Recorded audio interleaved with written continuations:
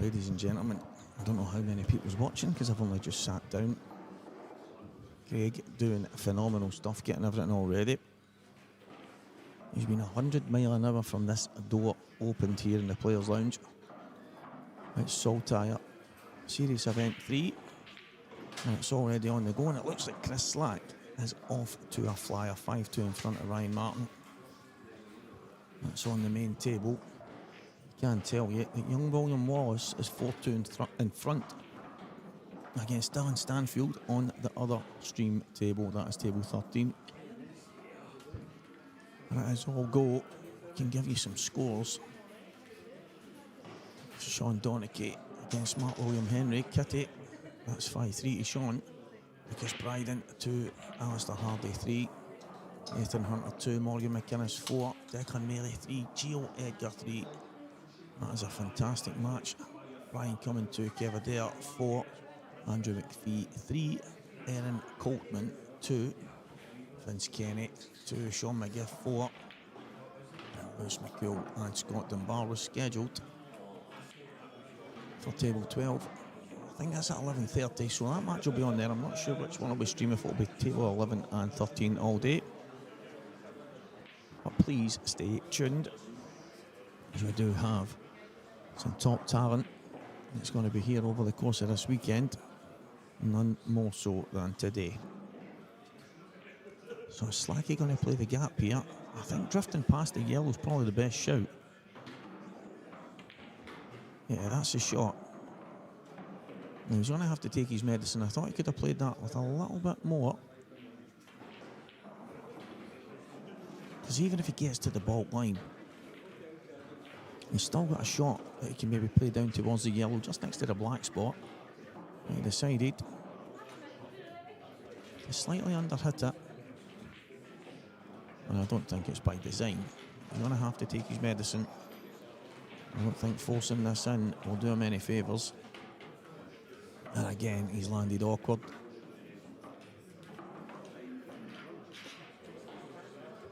A little shake of the head there. However, for me, he's underhit it once again. Maybe another inch or two would have been of benefit. However, we all crave a shot in the black, and he's got one here.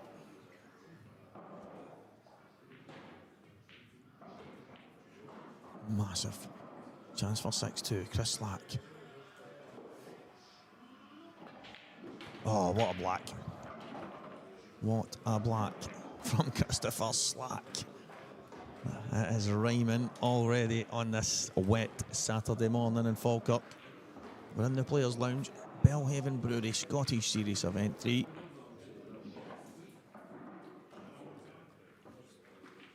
And our partners, McGoldrick's, Coors, Onboard Sportswear,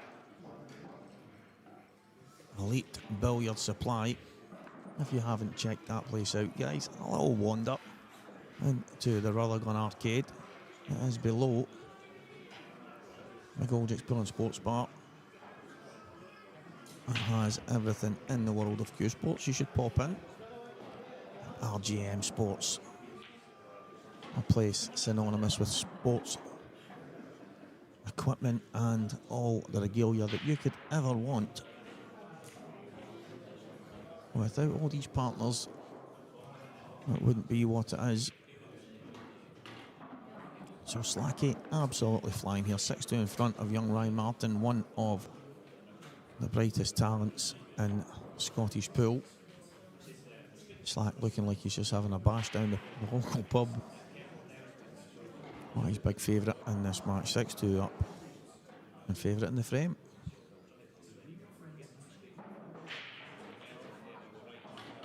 So Ryan sacrificing a pawn just to take this pocket, but Slack will just play the yellow out of there.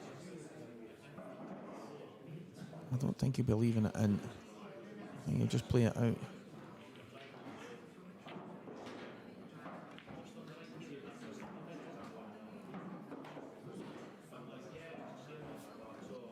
Yeah, it's exactly what he does.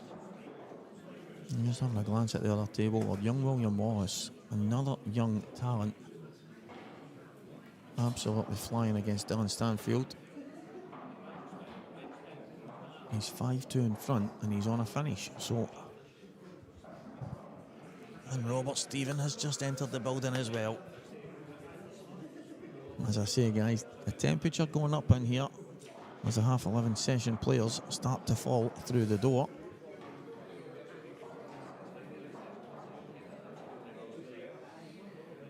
But it's going to be 6-2 young William. He's got a straight yellow into the middle for a simple black. So the two stream tables are going to be 6-2. 6-2 Chris Slack here, 6-2 William Wallace on the other table. So young Ryan, is he going to just double it out? He's tried the 2-1. You know, it's not a bad 2-1 in the sense of the balls aren't great. Now, could Slack have played that there, where he opens the pocket up and maybe opens the black up at the same time? In the gap, flicks the black out, he would have had the yellow to the top right and even the yellow to the top left. And everything would have been there. He didn't look at it, he just basically took control of that pocket again. And there's absolutely nothing wrong with that. 6-2 in front. There is no rush here, however. I don't think he'll want to drag his heels. I think he's going to want to get over the line as quick as he can.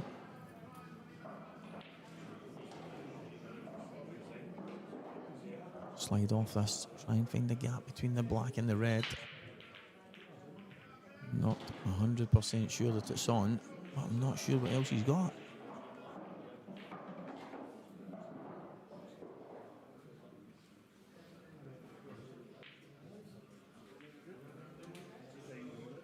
Yeah, just get the... I quite like this if he just gets the yellow on the cushion, just off, doesn't need to do anything with it, just a simple bounce out.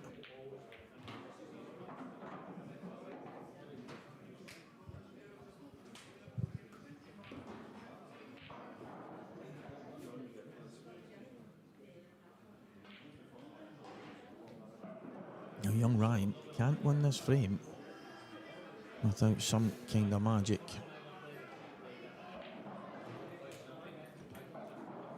But he has to just hang in there. He doesn't want to let Slack get his balls into position.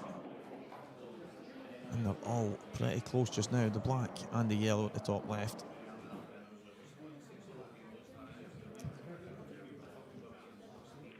The yellow at the top left does pass into the right middle, so that in itself is an opportunity if Slack decided to have a go. But does the black double? I don't think it does.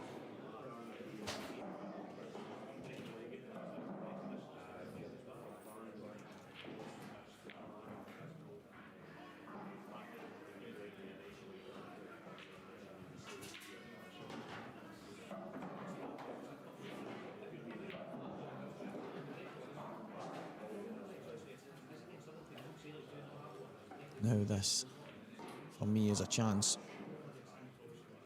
to get this match done and dusted.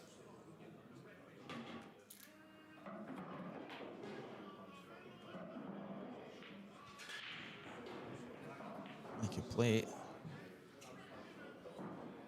It's a kind of offset plan. I don't think it's as straightforward as he would like.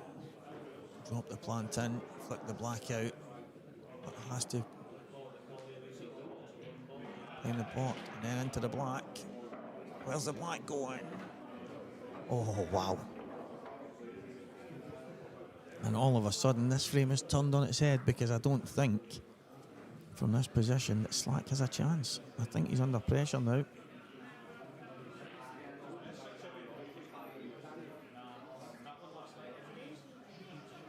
The black in the last frame was huge. This yellow, every bit is important. Tell you what, guys, Chris Slack, for me, he's feeling it here. He is feeling good.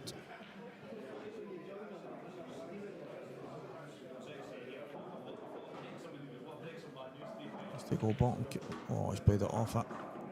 He's giving himself a nice angle, a little jump of the leg there.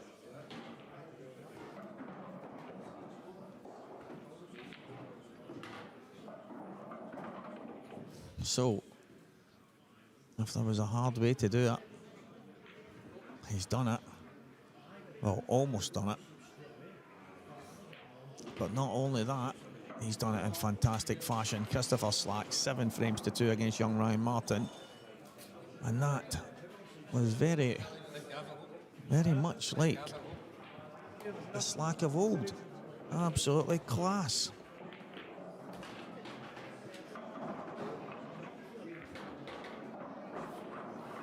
I have to say, guys, I enjoyed watching the match. I was watching it while we were trying to get the stream up and running.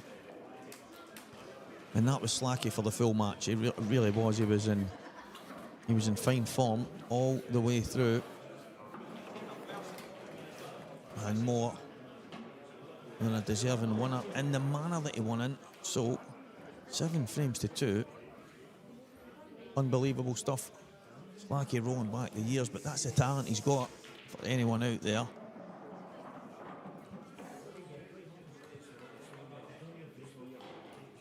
Anyone out there that doesn't know a lot about the Scottish Slack, I think everybody knows Slack, but he really is. He's one of the players. He's got a bit of flair, a bit of creative thinking, and he's always liable to win a massive frame, whether it be county or international level. Any kind of team sport, he's one of the best team players you'll ever get. I think it gets overlooked how good a player he is in total, because he's never really applied himself to tournament pool. That's the truth of it. He's been one of my best mates from the day I started playing the game, and he was absolutely flying there. Made life hard for himself trying to get the black out, and did he work it out? He worked it out in fantastic fashion. Darren Stanfield's made life awkward for himself in the other table, guys. He's got 2 yellows close to the middle pocket, but he's landed between both. So he's going to have a tiny bit of work to do to finish that frame, but yes, 6-2 behind.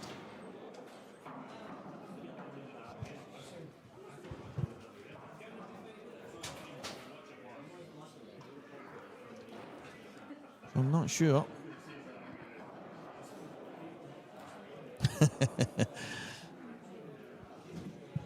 He likes the theatrics. He does. Stuart, he's flamboyant, to say the least. It actually looked like some kind of move from Strictly Come Dancing. He's took a cracking finish, and it looks like there's some really tasty games just now. Declan Maley, who's back on the pool scene, really giving it a go. He's 5-4 behind against young Gio. And that match has been fantastic from start to finish. They're in the back corner, so we've been watching them from afar, but two of them have just been... The two of them have been playing great. I mean, some of the finishes, some of the shots, you expect that from Gio. But Declan giving the game a little go again. He obviously played at international level when he was coming through the youths and juniors. And then through work and life in general, he drifted away from it, but he's 5-4 behind against Gio just now. Sean Donachie playing against Mark William Hendry, the man known as Kitty. At 6-3, Sean, he's on the hill.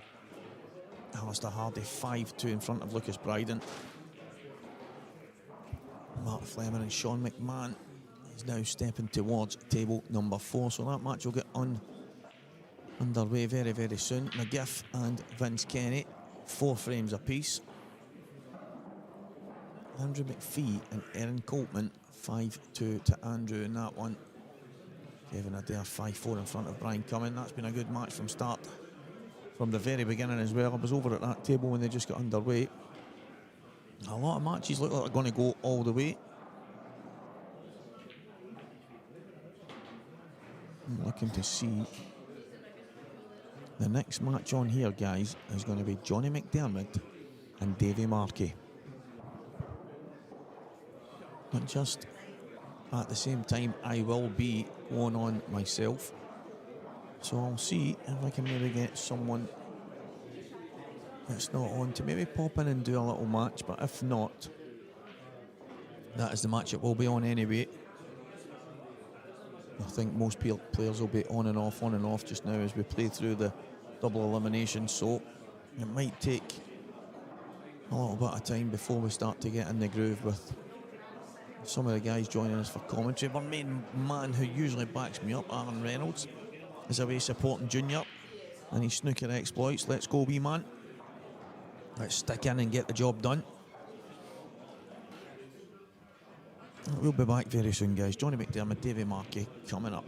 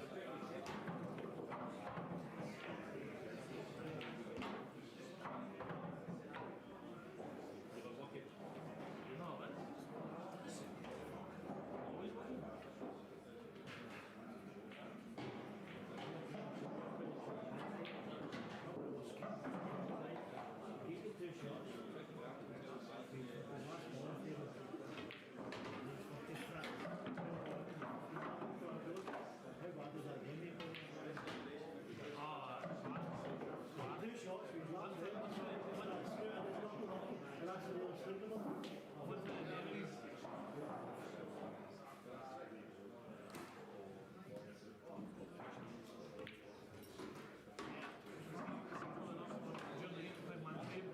working on it, it doesn't even faze me in the slightest if the wind blows or not. I'll try, but you just don't know what's going to happen.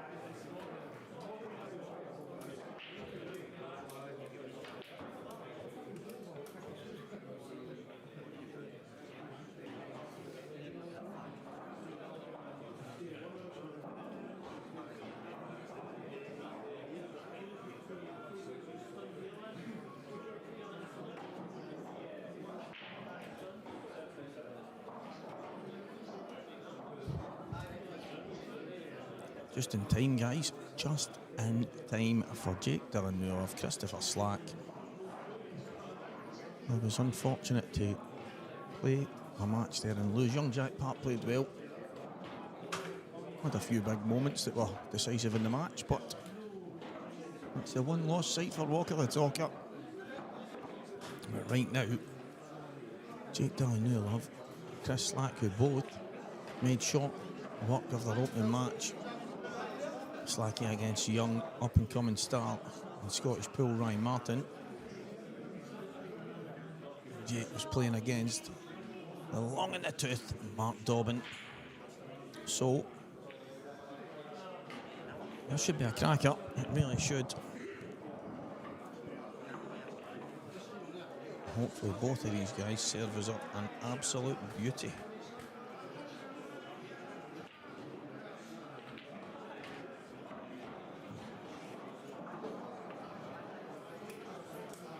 I don't know if he's on that. I don't think he is. He's not happy. He's not enjoying where he's landed on the table.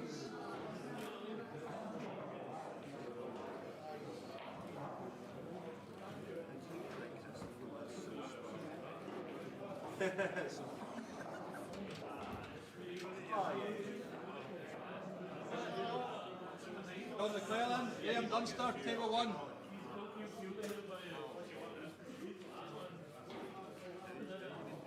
He's going to have to take this in the bottom and hold the cue ball at the same time. He's decided to try and go round the world.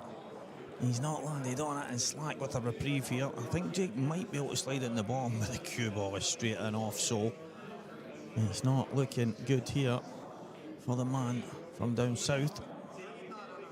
And saying that, Slacky's from down south these days.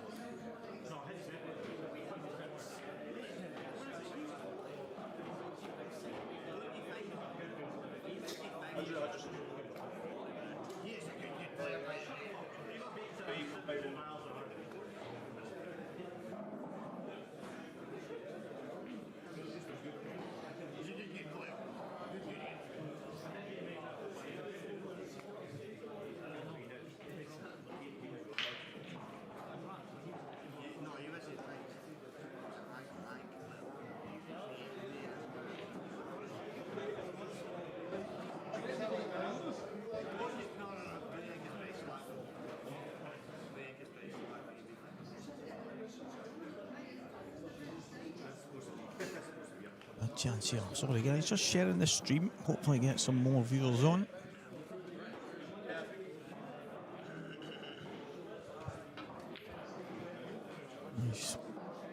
I think he's got this, you know. I think he's got this. Oh.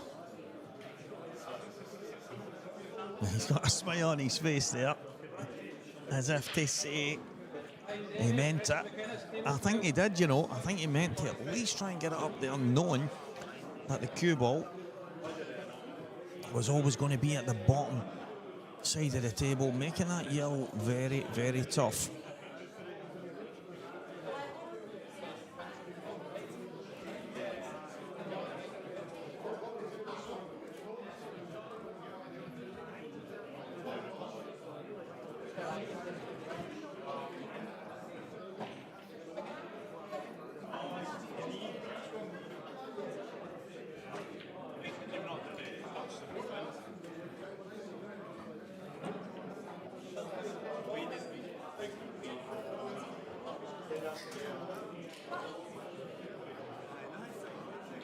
Slacky trying to make it awkward.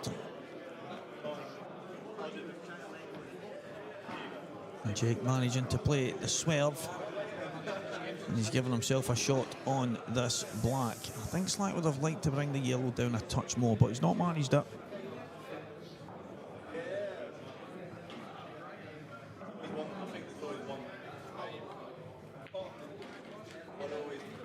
And it is one frame to the good. Jake Dillon, a little conflab about what happened there.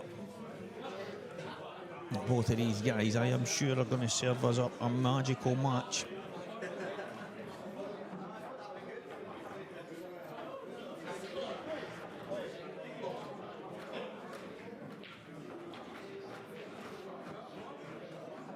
But please do, guys, get it out there. Share the stream, get the viewers up. That is the Belhaven Brewery Saltire Series Event 3, Scottish Cuesports live streaming. Our partners at RJM Sports, Onboard Sportswear, Coors. McGoldrick's is the second venue that we have involved in this. The Players Lounge and McGoldrick's both equally fantastic. They do like to put on a show, these guys at Saltire. And the new guys on the block, Elite Billiard Supplies in the Rutherglen area on the outskirts of Glasgow. Directly below McGoldrick's. If you're in the area, guys, do not hesitate to pop in. If you're lucky, you might catch up with Walker the Talker in there. Or you might not. But do feel free to pop in, guys. I'm sure all the boys would love to have you going in to check out some of the stuff they have. It is fantastic. So if you get a chance, get yourself along. It is a wet Saturday morning, so thanks everyone for staying at home and tuning in. Let's see what Jake can do here. He's played a fantastic shot to open that red at the top. He's going to play down the right hand side just now. You have the red to the bottom right corner. And I think it maps itself out from there. If he can just drop this in. I'm not sure he can hold the cue ball, so he might decide to pop through the gap. He's notorious for not turning up, by the way, John. It looks like he can. It looks like he can the way he's looking at it. Why the hell would you buy it on Sunday then? If he decides to pop through, What a place off Sunday. it's the angle he's got. He's just a little bit too far, so he might decide to just pop out here.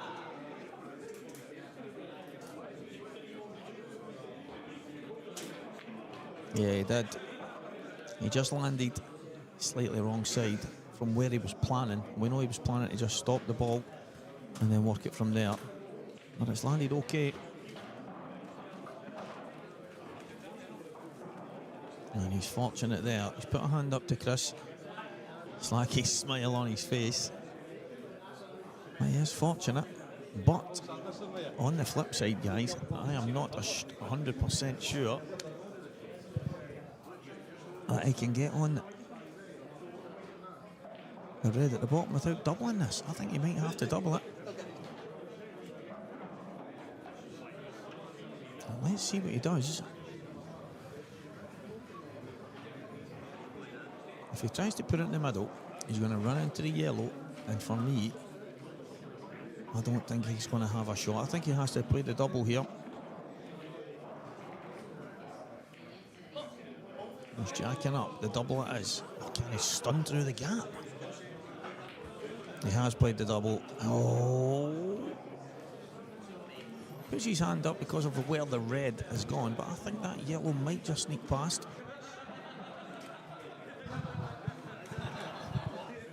We do have Clash of the Titans on the other stream table. Johnny McDermott, Davy Markey. Johnny 6-5 in front in that race to 7.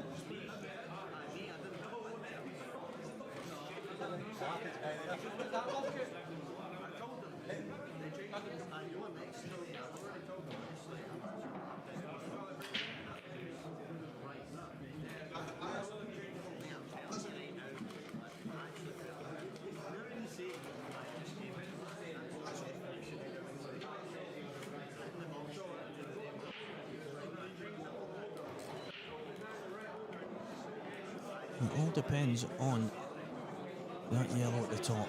Is he going to play a little snooker here? Let's little slide off. I don't think he'll be able to maybe snooker him completely. I think he was always leaving that red at the left-hand side, but he's left a double. He's always going to leave a double there.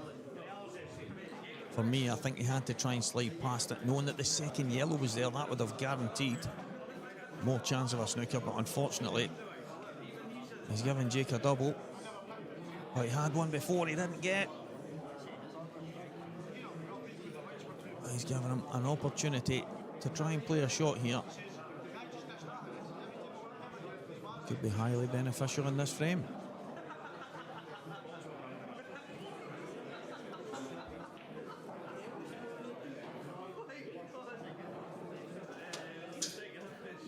Good afternoon, Mr. Runzy. Barry Lee, Jamie Burnett, table 10. And Johnny just dollied a black in against Davey to 175 on the other stream. Davey jumping into the one loss side.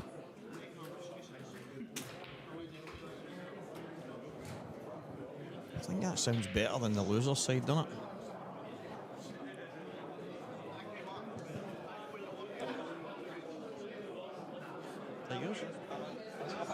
I've got a pink or a... You don't if I give you a pink or a green one?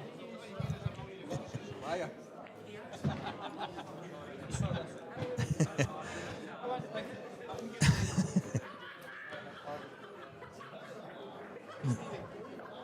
I know, it's terrible. He's just sat down and we've already got problems with the wiring here. Mark Boyle. It's not the right colour.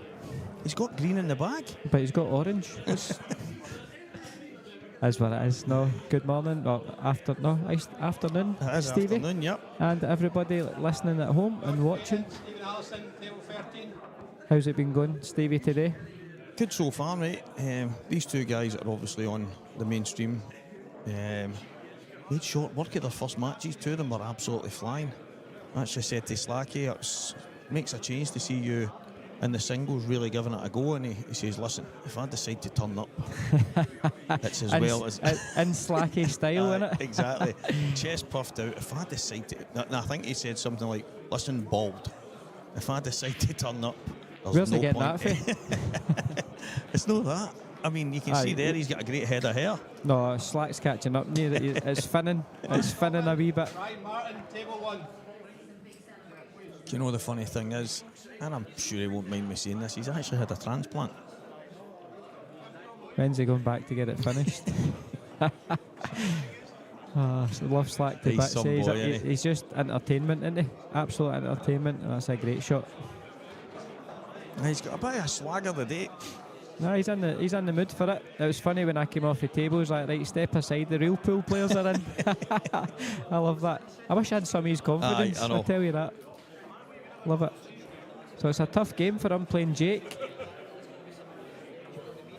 This looks like this might be the theme. After the first frame, both of them had a Wee little chat. Yeah, a little blather about. But hair transplants probably. Yeah, Jake's heading in that direction as well. Brilliant. It's the joys of getting old, eh? That's it. Or it's just pool that makes you stressed out. That's the funny thing when people say, it's murder getting old, you start to lose your hair, and I'm thinking, 19 I was bald.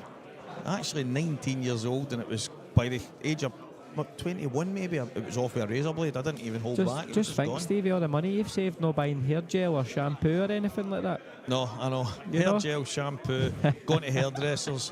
But I have to say, mate, Gillette blades are cheap. Hairdressers, there you go. Aye, well, true. But you've seen the price of a haircut these days. I don't fancy it. Right, so Jake to break off at 1 each. Let's see how many balls, Stevie. Yeah, he's normally... He hits these really well. He does. He's got one. There you go. That's all you need to get you going is one ball. But That has landed so bad. yeah, because even if you can see that red on the left-hand side next to the yellow, you still got the red down on the bottom cushion. So it's a wee toughie. Unless he can, if you can see that one on the left-hand side, he can play with the left-hand side and play for the hard one straight away. But it's a tough finish. He's not the kind of player, Jake, that flies round the table looking excited, but he makes the game look easy at times. Oh, he just strolls round the table. He really does. It's like he's never in a hurry, but I don't mean that like he plays slow, but he's got that kind of mannerism, and he's composed. yeah, that's exactly it. He is. That might be the shot. If he can get on it earlier, that would be ideal, but can he get enough of the left-hand side of the cue ball? I think he might need to swing it just a wee touch with left-hand side. There's two options. He can punch or a red out. He's played for the hard ball. That's perfect. Yeah, that's a shot.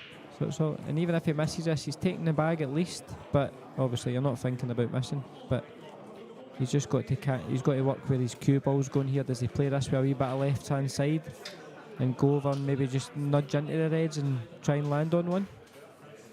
Because the white ball will be running. Is that the kind of thing you would be doing in this situation? Yeah, I'll be playing this with left hand side and playing basically just to skiff the first red half ball. If you catch the next red, you're fine, and because your white's going to be going over that way anyway. So, because if you come over here and hit that yellow, go straight up and down, hit the yellow. I don't know if they go into the middle. I don't know if they're blocking each other. Soon find out. I see he's played into the red. He's took the bag. So Slacky's only got one hard yellow, and I'm sure he's going to double it. Yeah. The kind of player he is, isn't he? He kind of likes to, he doesn't mind doubles, but he's got a wee fin snick, it could bring it out here.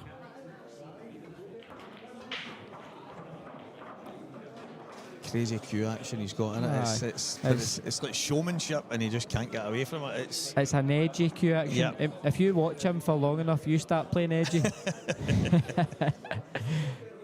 It's like a Hurricane Higgins-esque kind of look. Oh no, Slacky. Oh, he's tried to bring it out. I thought he'd have left it and played for the double because he likes doubles. And the fact that, I mean, with the yellow over the bottom corner, probably makes it a bit easier as well.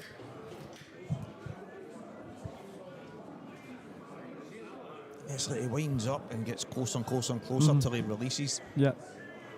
And he kind of slams at the cue ball rather than cue it. Yeah. Do you know that way, like punch through it?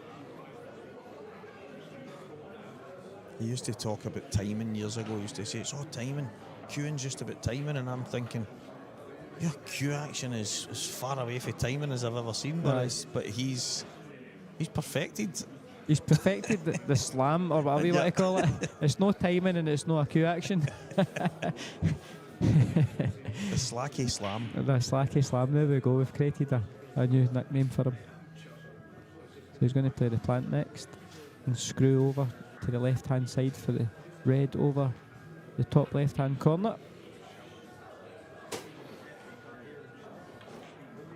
No, he's not screwed a lot, he's under hit that.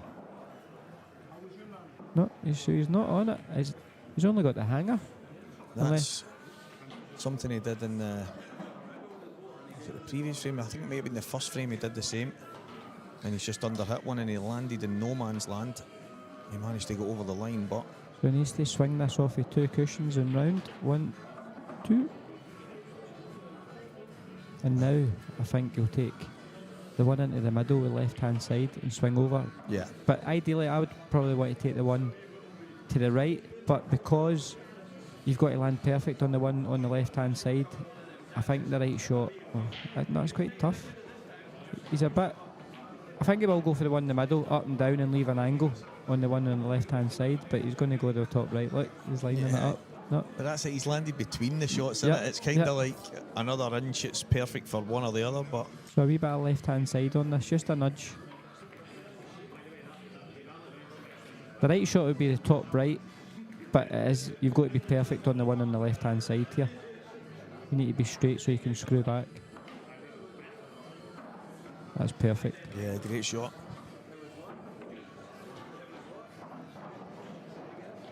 So he's got to screw back just by the yellow over the middle bag. If he gets low enough, then he's got straight red into the right hand middle. There you go.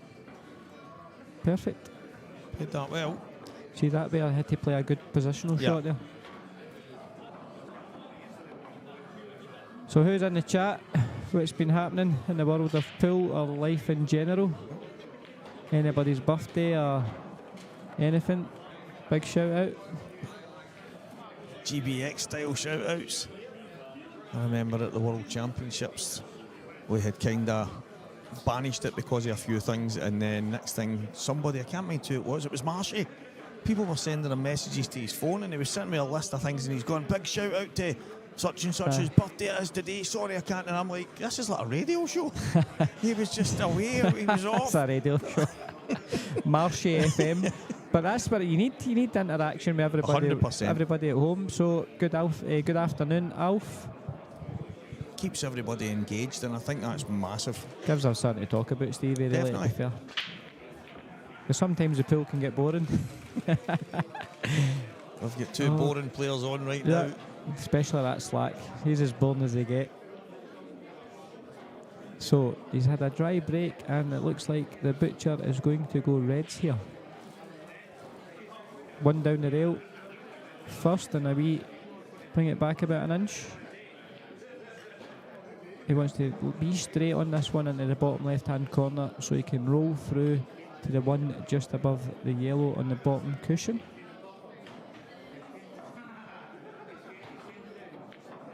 There you go, nice and straight, and he'll run through and take the one on the bottom cushion next to the yellow. And the red mark just centre of the table, just close to the yellow. Is that an awkward That's an awkward position? ball. Yes, because you can't really run up with it because that yellow's sitting there. Oh, so that's why he's going up the table.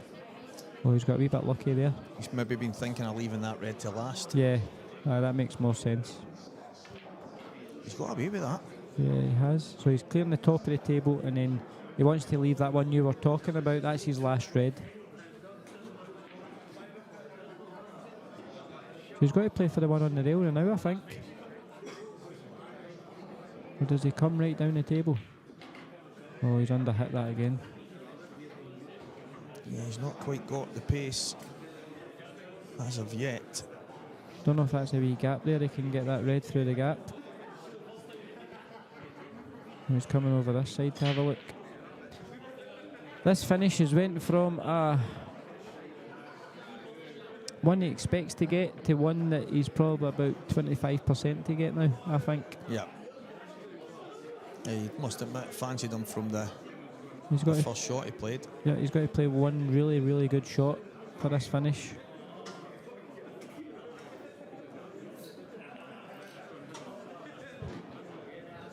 I know it's difficult to say when you're here because it's so different at the table. But what are you doing? Are you deciding to go to the right hand side and try and find the gap for the red, or are you trying to get down? The thing with this, because of the angle on the red he's got, there's not the cushion's been a bit springy, wee touch, because the tables have been played in a wee bit. It's going to be really hard to hold this. So that's why I was thinking if he comes across twice, if he can get the red into the opposite corner, because there is a gap there. But I don't know if he can see as much of the red. He's going to have to drop this in pocket weight, and this is where they can drift off a wee bit. Yes, that's why he's punched it, and he's landed on nothing. Yeah, he's in no man's land. Mark Boyd. After the Lola's night, he was rough till Tuesday. Just the Tuesday? Normally it's the next weekend. Takes me a week to recover, and I'm not drinking. That's a quick recovery, that. Oh, Lolas are good. The one on last night at Legends in Fishcross was amazing, and Billy Snadden won it. Oh, and Paul McCormick nailed the golden ball. Yes, That Paul was class. McCormick. Oh, it was amazing. It was class. So brilliant night, and it set us up after a tough week, and it keeps you going. Nights like that makes it all worthwhile.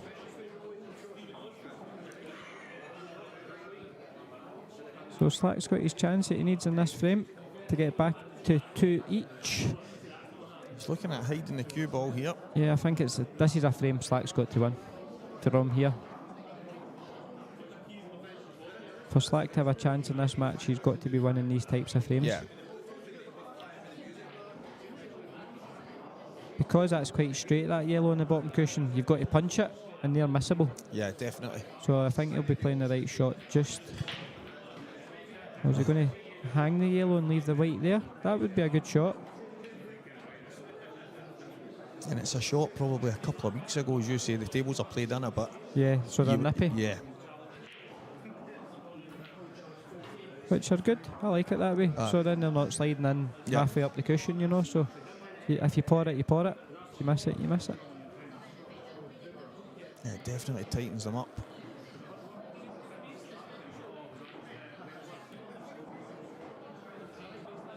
Looks like he's torn. Yeah, it's a battle of the mind here, because if he runs the white up the table and hides it, you can just see Jake potting out. That's what you can vision on the shot. You can see Jake potting out the snooker. Oh, you can only... Left that red. The gap you were talking about. Yep, I think he has. He can swing this in with a wee bit of side, throw it in.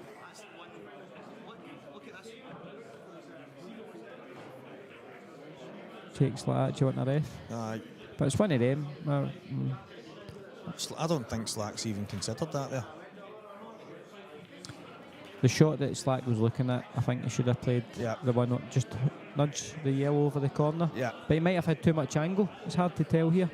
Like the white could be running up the way. It's probably one of them then. Just play it towards the cushion. Just higher up the knuckle kind of thing, rather than sacrificing getting it right over the pocket, Yeah. but just to get the cue ball kind of... I think Jake can get this, no problem. Wee touch of left hand side. There you go. That's one of these shots where I often think, well, you don't need a referee in the sense of if he hits the yellow, he's never potting the ball. I just think it's just takes the decision away from yourself. Oh, Slack's up. And now he's back down. He'll be fizzing with himself here, because you would be yourself. And it's that gap you spoke about earlier. If he could have dropped on it himself, and Slack's cardinal sin, he's ended up leaving him on the only place in the table, probably at the top end, that he could leave him a shot.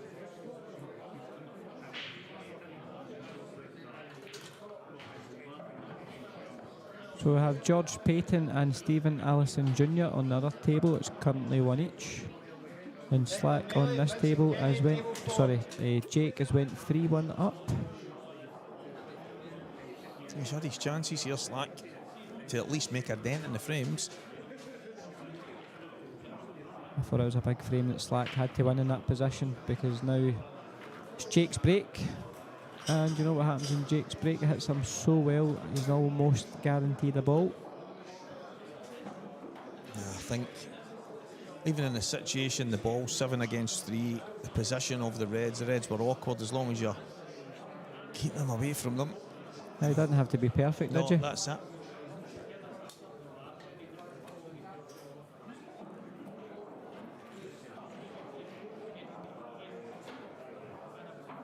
I'm actually wondering what it was he was playing, because even if that red didn't go, it wasn't playing any type of snooker. So it's for another day, frame number 5, and it is the Jake Dillon New Love break. Somebody looks like he's shot Slack. He's sitting. Somebody check he's okay. Weekend at Bernie's. So it was a monster break there by Jake, and the yellows are looking good for him. Yeah, I often say you seem to get punished twice when you 100%. make a mistake, and all of a sudden.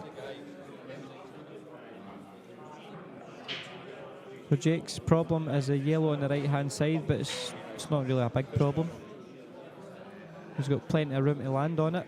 It's just picking his right path and keeping his cue ball nice and tight.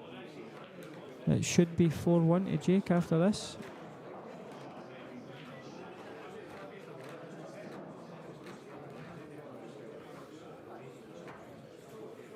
Could he decide to move it? Even though it doesn't need to be moved, it's got a pocket, goes top and bottom. Yeah, it'll be fine. I think he's fine just leaving it where it is. Yep. We'll take the one down the rail first here, just to nip it out, and then try and get down the table for this one down the bottom. Not after. Oh, he's going to take the. He doesn't like it. Thinks it's too thin, so he might come across for that one now. It's on the right hand side. Oh, thought he's missed a wee trick there. Because if you don't land on it, you've got this one anyway. Yeah. Don't know if he'll play this and bring it out and use left hand side on the right. No. Calling everything wrong now. I think he's losing the white a wee touch here. Yeah, I think he's been forced to end up going quite high on this. So now he's got too much. He's got a long one, so this is about a foot further than where he should have been. Yep. So this is missable. And at the same time, There you go. Told you. yep, Missable. it just became more and more difficult each shot he played there. His cue ball just wasn't tight enough there, and that shows you're out a couple of inches, or even in that case a foot. Yeah. You can miss anything. Exactly. So Slack's going to pot this. Is he potting it off the cushion? Yep. A wee bit harder, but he's fine.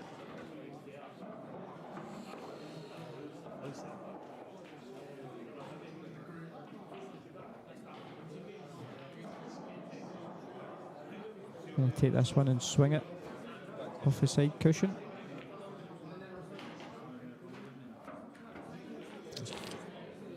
Is he going towards the yellow? I don't know if he can miss it. I think he can miss the yellow and play off two, and then that leaves the one into the middle with a wee angle to bring the red out. Or he's got the double. In the worst case, I think it slides by the black. Just needs to miss. Ah, he's thought about the white. Oh. Got away with that. How's that not went? Shows you. Bags are tight. Yeah, they've tightened up. That's what a couple of weeks of hard play does.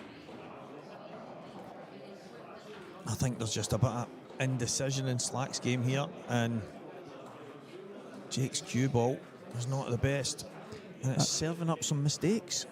I'm surprised Jake's not flicking the one in over the bag. Wonder if it's touching. No, there's a gap. You can see it. Yeah, you actually can, and I'm blind, as you know. It's a good shot. So he's down to one shot. He'll run this through about 3 or 4 inches and take the one down the rail next. Just leave a nice natural angle for the next shot. There you go. So this is basically... No, well, we've still got a wee shot to run the one that's over the bag up for the black. Still a few reds in the way. So this is part 1 of the finish. So this is tricky. Is he pulling it straight back to where it is just now? Is Yeah, that, so is that the thinking? So this is one he's got to cue. Still got to cue. Make sure the cue's straight, or otherwise a wee bit aside or not right. His white could be anywhere, and he's lucky. That was lucky. Yeah, he's not played that. No, he's not played that. He's played inside the right hand side of that red. Because if he's playing probably like a cannon that red. So he's got out of jail there, Jake.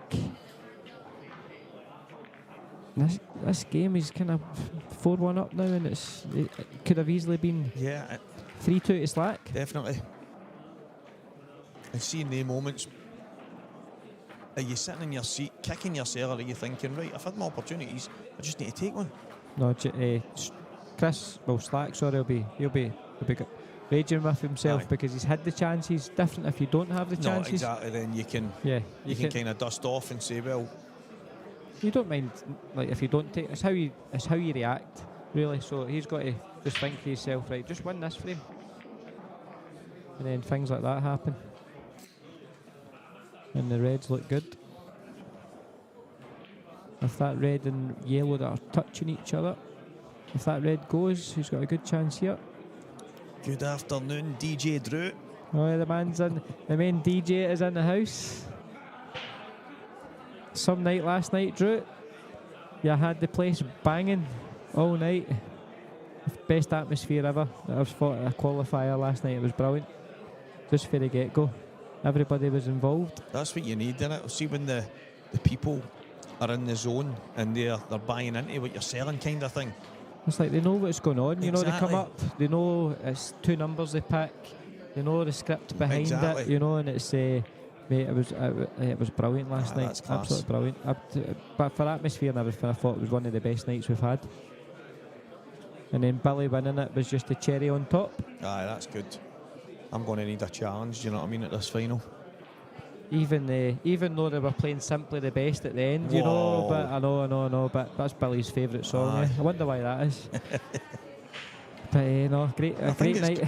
I think I know why. I think it's because the champions were singing it at the end of the season. Right, I think that's what it is. Right, aye. If you're watching, Billy, well done, mate. Yep, the new Celtic song was getting played.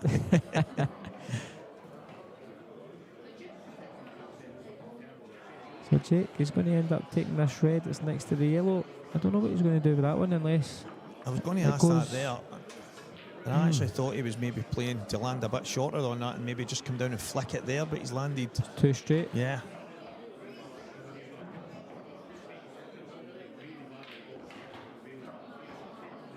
Oh, he's making it, nudging it a bit tighter. He might screw into it now. This is a chance. See if he can. Oh, see if he's got the right angle here. That's lucky again. Because I was thinking he need to take the one into the middle.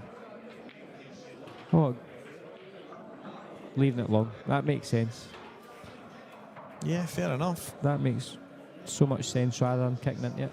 Just swing this off 2 cushions and leave it into the bottom right hand corner. It's got to run. Again, it's Shot. that under hit.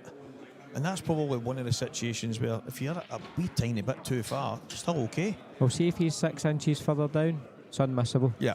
Now this is missable. Yeah, all of a sudden the percentages change. Yep. But because he's 4-1 up, I expect Jake to get this here. If it was a decider. Ooh. You know, I was literally going to say, do you think the yellow's in his mind here? Yeah. Because it looked so close to me. I was watching it like a hawk, and he caught the red pretty clean, but he's missed it by a long way. Yeah. I wonder if the yellow was a lot closer than maybe it looked. But obviously, if he's right behind it, it's fine. as you say, it's a lot more simple. Slack's potting balls here. Needs to start thinking about what's he doing with this one that's on the side cushion. See, that's. I think he's a snooker coming up here. Oh no, he's just. I think he's went. He's went. I need to start throwing my arm at stuff now. Make things work.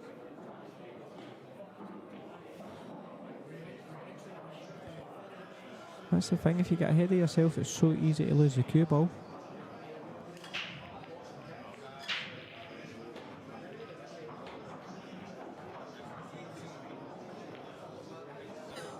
It's mad, isn't it? It's amazing, but it's mad. It's a controlled snatch, isn't it? So I think Slack will come across.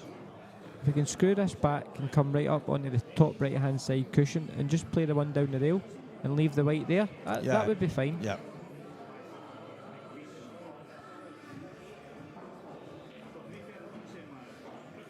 But it's fine with himself because he likes to attack, so he sees playing a snooker probably as being negative. So I think he'll screw off this, or he's underhit it. He's running this through, he's going to leave the angle to bring it out.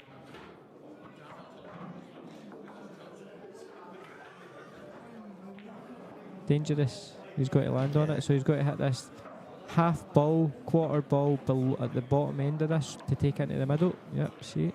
When he winds up, he has me guessing what he's going to do, because there's minutes where he cues slow and then he's feathering little lightning, and then next thing you don't know, is he going to slide this in, is he going to snooker, is he going to hit it hard? He's unpredictable. Yeah. You know, so even this shot, does he screw back and take the yellow down the rail, or does he nudge into it? See, he's gave himself a decision, and it's one he's got to get a shot now. Yeah. He's got to make a shot. I think he's going to nudge into it. I think the fact that red wasn't right over the pocket, I liked your shot, getting on that yellow, playing it down, and then if you pot it, then you've got to finish, and if you don't, then so be it, you've got a good snooker. Wow, that's not bad. I didn't think he could play that for there. He was, so Jake needs just a wee hit here, and then if he leaves it straight, it's tough to get on the black. Jake's looking to play it off 2, hit this and just leave the white down the bottom bag. Oh, he's played to pot it, and he's got away with it. He's got away with it.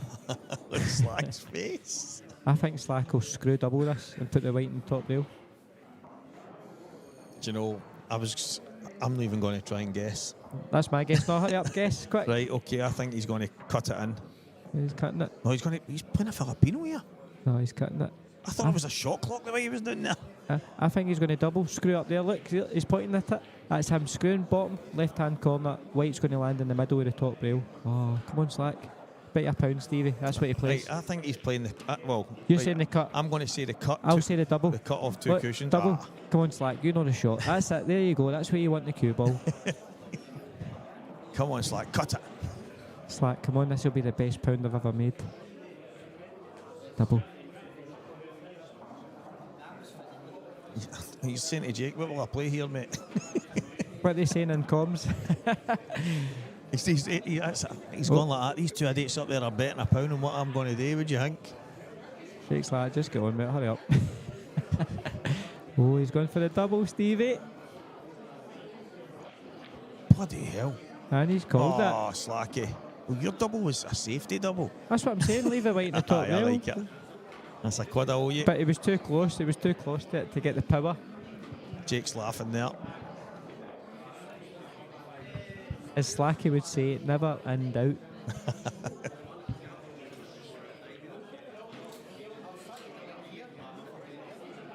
Aye, some boy, man. See, he was pointing to it there. He says, I wanted to be in the top cushion. He landed shot. Oh, did you? Drew, what a night last night, right? What a winner and some crowd. Santa Junior dance-off. Not to be forgotten either. Video will be out on Facebook at some point tonight, I'm sure. One not to be missed. Junior, Stephen Junior Allison. And a dance-off. I'm struggling to believe. He was grinding the table, tops off. Honestly, I said to him just at the bar today, I was like, "What came over you? What came over you?" He's like, "I just thought £100 for the bingo." I was like, "No, it was 300. You won." To the winner, I said, "I know we split it between 3 people because 3 people won the bingo, so we done a dance off." So I let the crowd go, who wins, like go through everybody, and then I went, or what about we just split it for everybody, so everybody wins, and then everybody will end up splitting it. But Junior won the dance off, hands down. Brilliant. I was great. I was class. And it's like I could imagine him doing it if it was to get back in the tournament, because I know how desperate he is. Yeah, to get to the grand finals. That night in Red Triangle, when I spoke to Santa the next day, and he says, I was obviously telling him when he get beat, I think Mariano Ronaldo beat him, and he's like, "Is that how my phone was blowing up at 11:30 or 10:30, whatever it was?" He's like, "It was just calls and texts and everything." He's wanted back in. If it's not Junior, it's Gio. Gio was phoning him. Gio was FaceTiming him in Kilmarnock one night. Santa's in his bed. He's like, "What's going on?" Brilliant. I need you to get me back in, boss. Exactly. Oh, it's funny. But we had last night was Dan McMenemy. Shout out to Big Dan. He paid £500. Oh, phenomenal. To put Preston back in, which that money goes to. Well, obviously we've raised over 20,000 for Strathcarn. So the plan is now to make a big junior event for the kids. It's going to be free for all the kids. Oh, I mind we spoke about that in the drive. Yep. So that's the plan. Everything that we raise now for that through the charity auction will go towards that. We're sitting with a couple of grand already. So amazing. It's and that'll build. We've still got the rest of the year to go, so we're winning, and the kids will win, and that's what it's all about. It's creating a legacy for the kids as well. So, and giving them something to look forward to.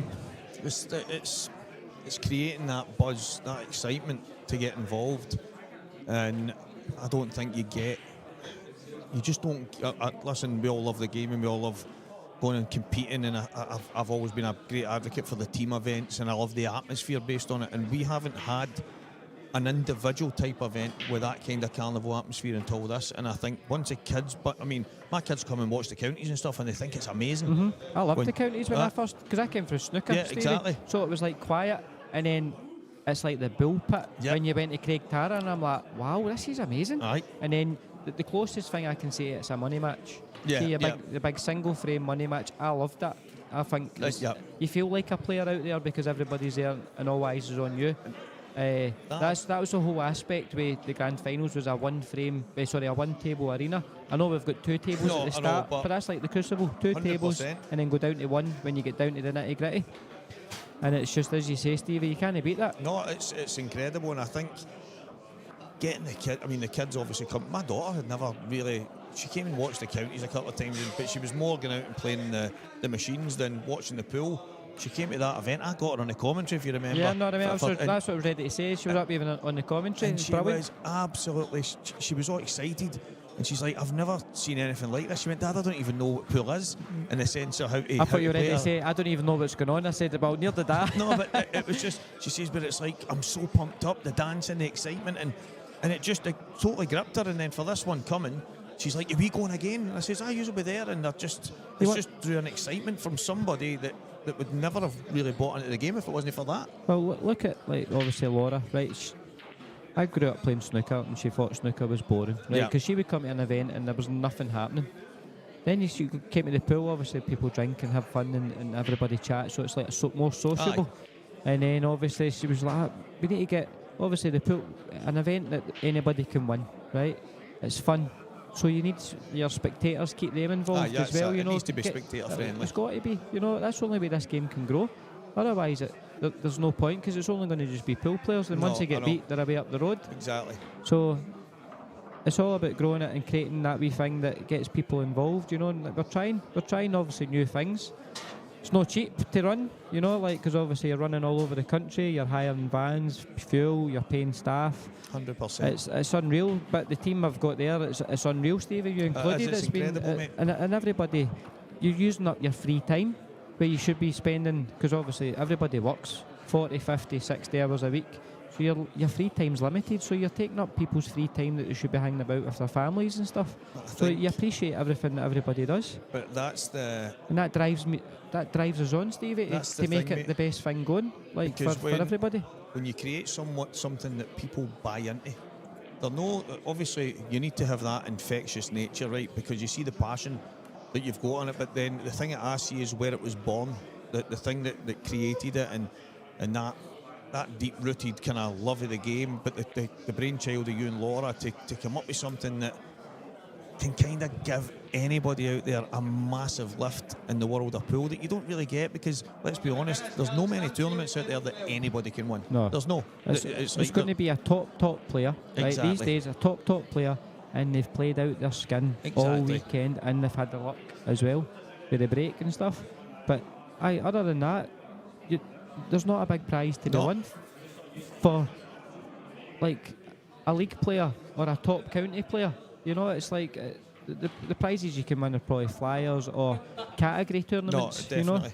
But this gives everybody a chance to win a big pot and come up against the big boys. Yeah, and that's what you want. I think that's why people have bought into it, because it's not just catering to a specific type of player or person. It's catering to everybody. It's catering to the audience. It's catering to the viewer at home. It's ticking so many boxes, and I think, honestly, in your passion and your drive to succeed in it, obviously, I think the meaning behind it, mate. No, that gives me. But exactly. Obviously, nights like last night keeps me going, because I've been hearing a few things in the background, and I've not been happy with it. But I'm not wanting to highlight that, because at the end of the day, there's always going to be people talking and thinking that they know stuff, but when they don't, what's going on. And all I can do is prove what I'm doing, what I'm raising, the show we're putting on. That's all I can do. And then if they're not happy, don't buy into it. No, that's We're trying to grow something. We started this for nothing, I know, Stevie, mate, right? I know. So I've not got tens of thousands to sit there and throw in and buy all this stuff and rent halls and generate the prize money. I need to build that up throughout the year. It starts with an idea. And there's loads of people out there with good ideas, but they can't do anything with them because of certain situations. You have to build. It's building blocks. It's day at a time, step at a time.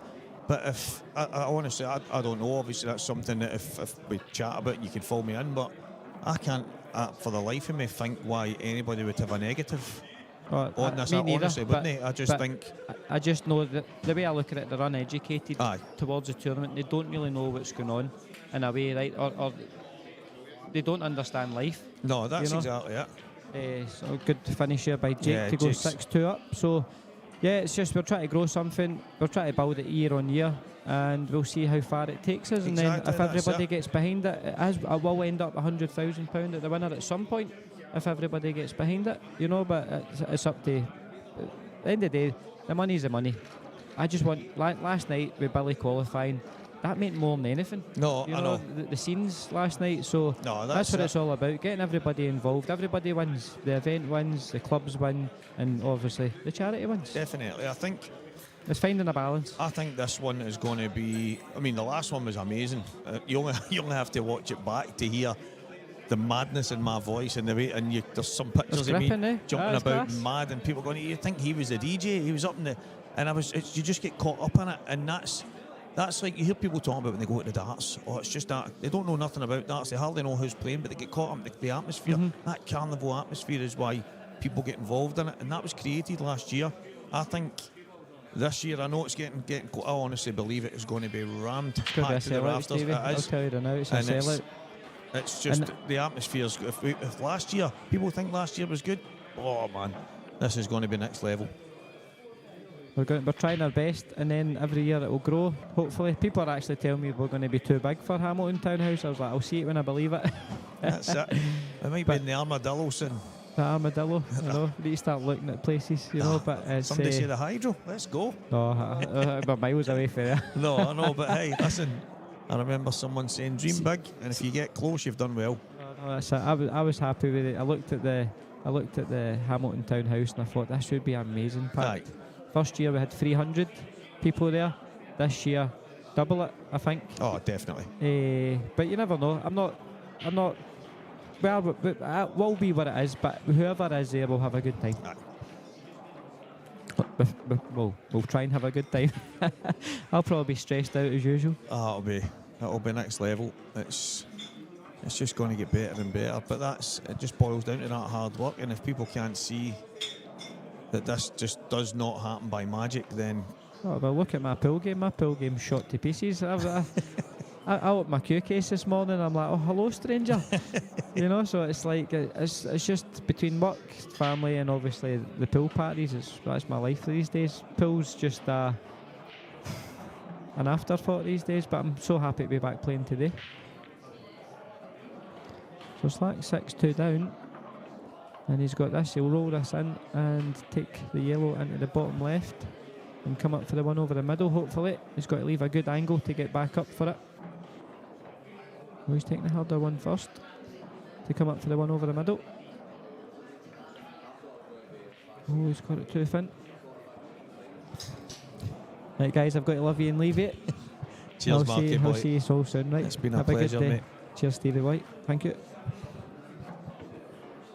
So will Mark get summoned? We'll get the end of this match sorted. It is for a great cause, Stuart Robertson there. It's not just the fact that obviously charity's winning and all the people involved are getting a wee tickle out of it as well. It's the fact that somebody at every single qualifier, whether it be the bingo, whether it be doing the Golden Ball Challenge, the speed pool, there's opportunities to win prizes all the way through. Not only are you qualifying for a major event, if you're the winner in the end, there's so much at stake every single night, and I think that's the reason why Mark's tried to make it as spectator friendly as possible so that everybody's got an opportunity. So big up to Mark, you know, the rest of the team. I know I've helped out here and there as much as I can, but it's exceptional what he's done in such a short space of time, and Slacky does get a third frame on the board. He's got a bit of a mountain to climb here. It's not insurmountable, but he has got his work cut out as Jake will be ready to pounce. Yeah, I must admit, I'm looking forward to that.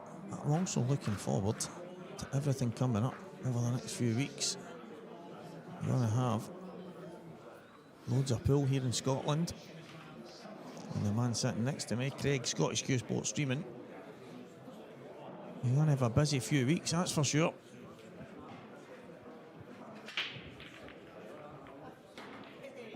Going to need to get himself a secretary, a driver, an assistant. You're going to need some help, son. Paddy McAllister, he's wanting you. Wanting somebody to shout Monu every time he plugs a wire in. I don't think he's hit that hard enough.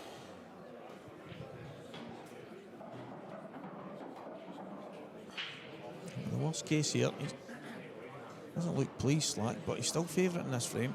The red at the bottom is not in a great position. It's totally fine. Just looking at the other stream table. Where Stephen Allison Jr. is 4-1 in front of George Payton Jr. Battle of the Juniors.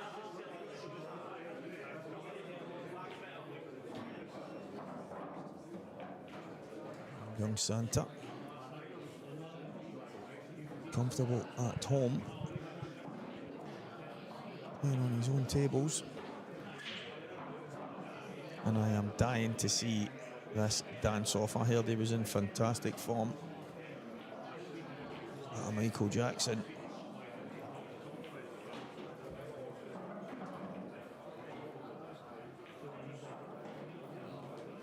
Jake deciding to play quite a strange shot in the sense of Slack was always going to put him back in here. Managed to play a little swerve. At the red, Slack already knowing what he was going to play. Make a game of chess here. Quite fortunate there, Slack. He's caught the yellow on the backside. Another millimetre, and that would have been a foul.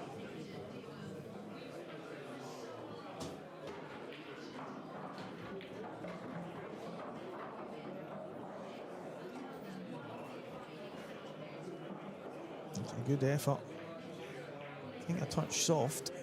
And that's the reason why he's landed where he is, but he's at the table. What can he find? I think the yellow just below the right middle pocket is slightly awkward, so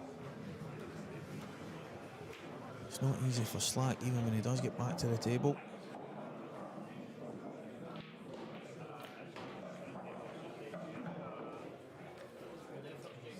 Now, can he play the yellow off the red? It's what he's looking at.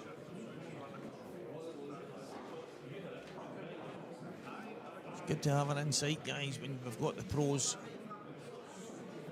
available. Not just the pros, everyone has an opinion and an insight when it comes to the game of pool, but Mark Boyle is definitely one of the main guys when it comes to it. And some of the shots here that both of us has tried to call, they have been quite far off, to be fair.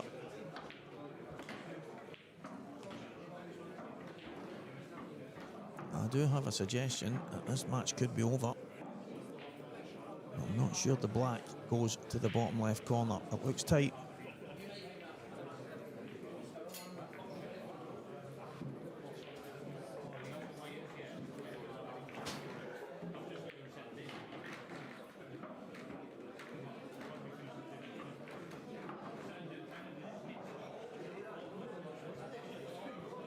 He might decide to try and nudge it right now.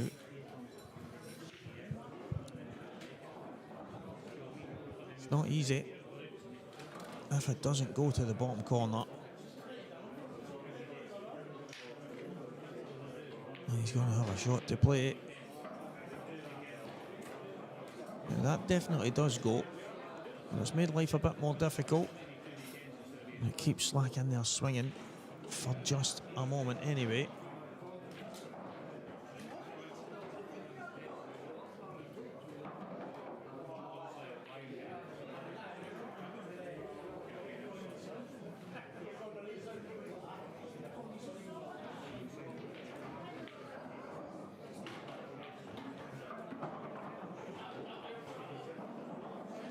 I think that will be called as a total snooker.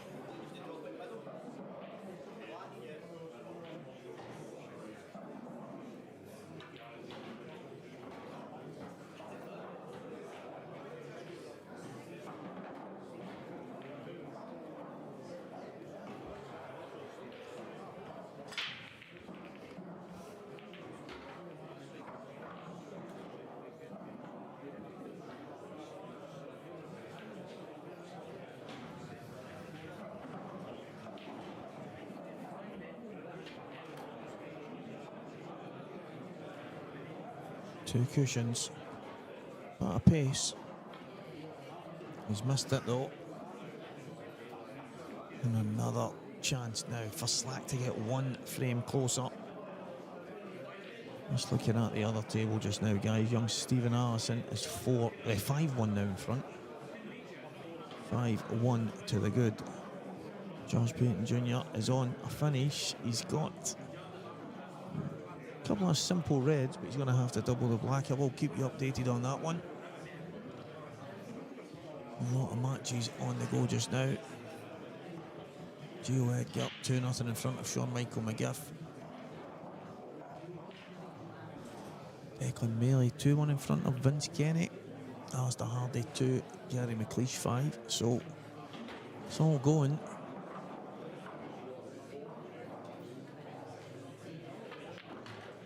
Barry Lee 3, Jamie Burnett 2. Slight shock result so far. Barry playing well these days, but Jamie Burnett definitely one of the top kiddies.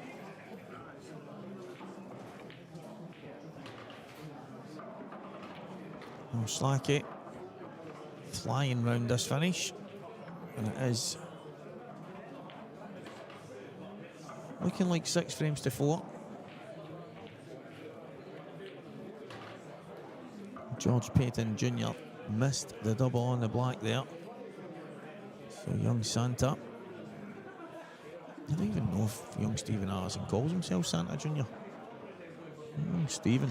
Young Stephen Allison. He's got a chance on yellows to go 1 frame away from victory. He's 5-1 up just now. Kyle Tully 2, Stephen McCush 6. Good score so far for Socko. Mark Dobbin and Ryan Martin 2 frames apiece.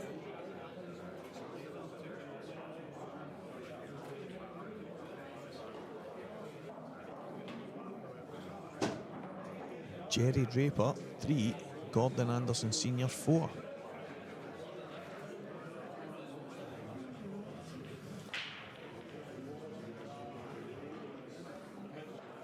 And some fresh new names for everyone watching.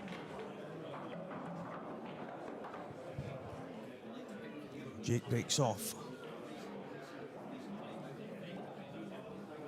It's not very tidy. There's most definite work to do.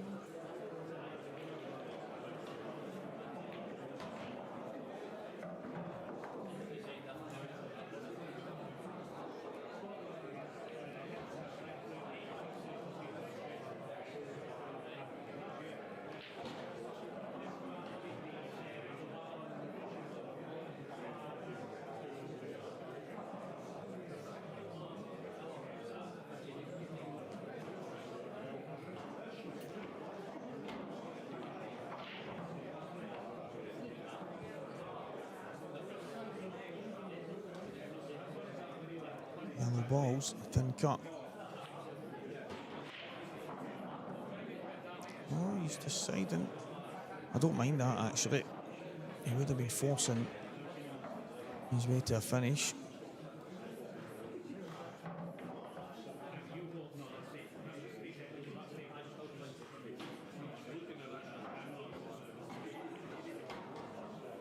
I have to say, I'm watching on the other stream, George Payton and Stephen Allison. Young Stephen is absolutely flying. He's got his last yellow for the black here. He's took a nice finish and he's absolutely plumb to go 6-1 in front. And he's absolutely nailed the yellow. So it's black ball, 6-1, Stephen Allison Jr. George Payton Jr. to this point has had no answer in that one. I'll keep you updated as that goes on.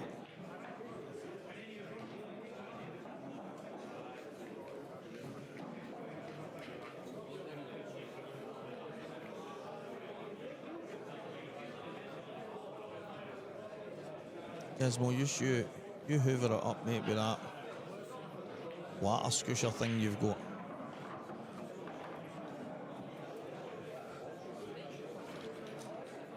Whatever you call it, the water sucker guy.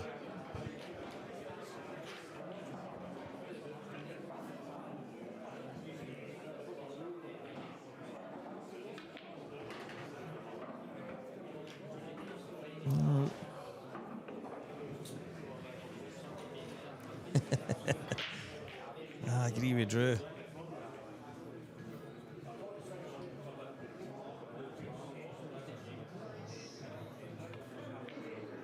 He's missed it. Out. Chris Slack. This is a chance. The yellow at the top left corner will potentially bring the other one close to it into play. Slacky, although there's work to do, he's got a chance, and it's a chance that he's been hoping for. Slightly surprised at the way he played that there. I thought he could just stun past it.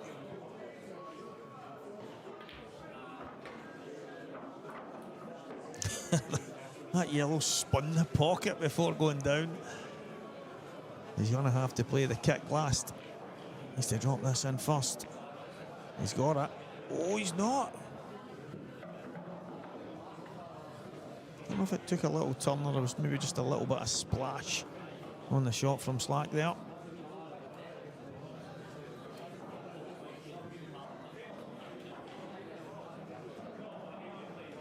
He's in good position here, to be honest, Slacky, because it's definitely awkward for Jake to try and get the finish here. I don't think anyone would be on his case if he decided to just take the top left corner pocket.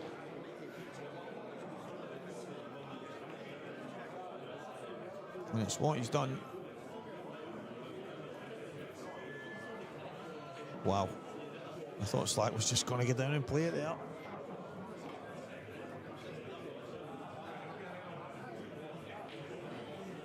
Well, I'm right next to that table. I can see he's on it, and he'll get this. Johnny McDermott, Jack Clark, table 5. Do you know what? Myself and Slacky used to play those shots in the Roadhouse many years ago. I probably practiced them a bit more than Slack did, but he was good at them, and I fancied him to get that. It was on the top side of the pocket. I think if you just catch it just off, both balls can come through. And now, the opportunity for Jake to get this match over the line.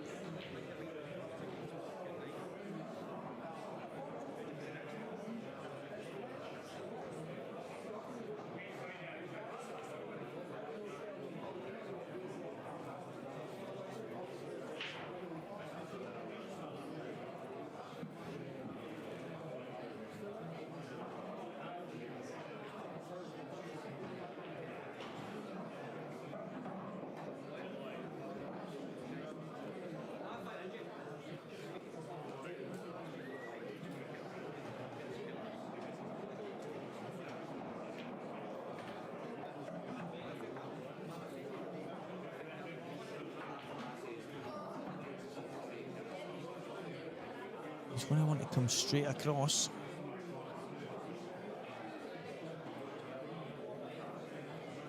He's landed slightly wrong side. I think he might have to bring the cue ball back and take the one on the outside.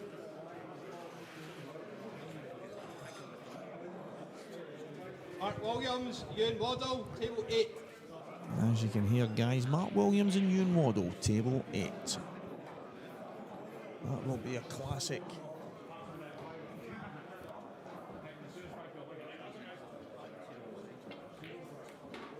Oh, he was on the plan, but tell me that doesn't go. He's put his hand up. I think that tells us everything we need to know.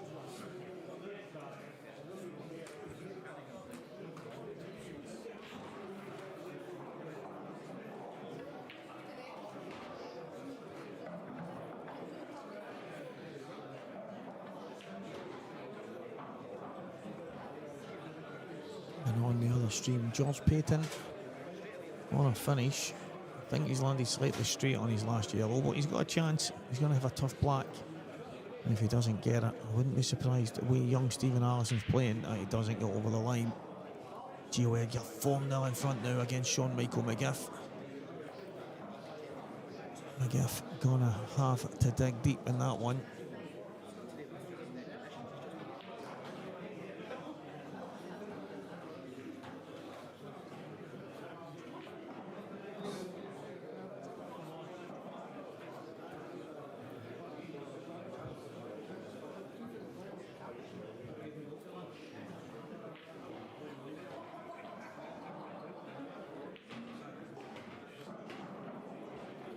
He's took his medicine.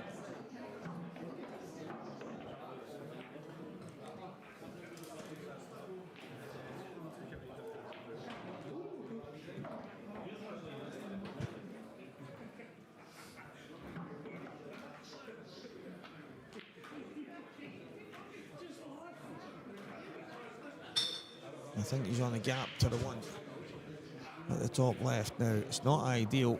He's going to have to take that now, Slacky. Play the one to the top right and then play the double. So it's not going to be easy.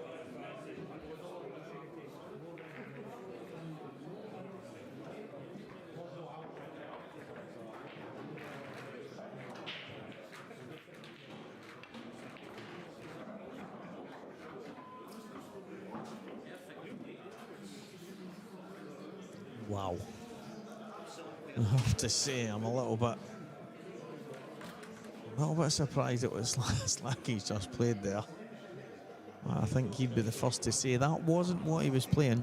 I think he was trying to swing round and maybe get on the yellow at the top, to the top left. He's just kind of overcooked it slightly. He's took a bit of a bounce.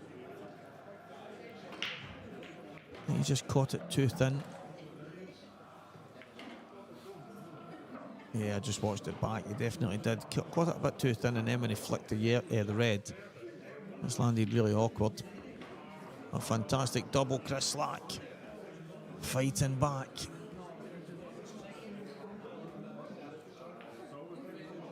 And this match is 6 frames to 5. Jake Delanulov, Slacky to break. It's all to play for.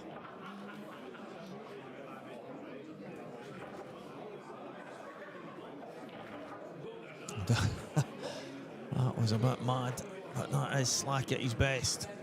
Well, maybe not at his best, but at his finest.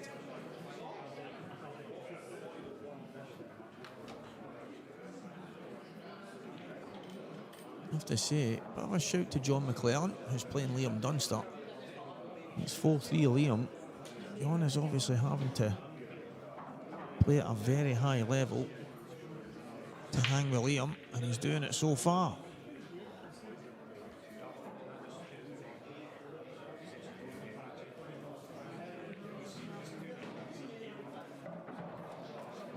Now, could this be curtains? Dry break, Chris Slack. Jake Delanulov has a chance now.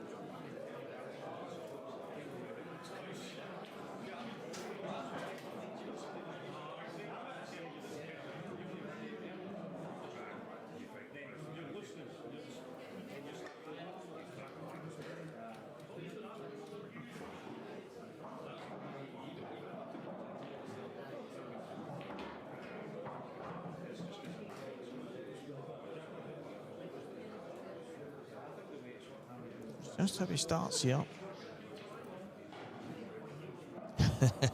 Spitting stakes.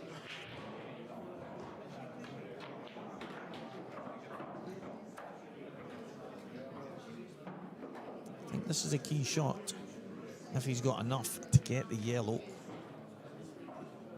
out at the same time here. Just a little trace of right hand side. Just flick off the right hand cushion. Just nice and easy. Doesn't need to play this hard. Oh, he's missed it. He's missed it. Wow. I think it's a case of he's concentrated so much on the kick there that he's forgot to pot the yellow, and Chris Slack with a massive chance here to get all square. And he's overcooked it right away.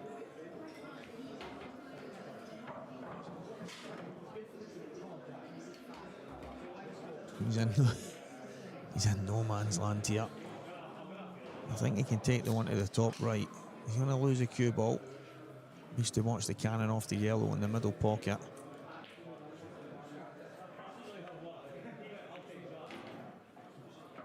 With a nice pace. If that red goes, he can get down the table. He's got a chance here.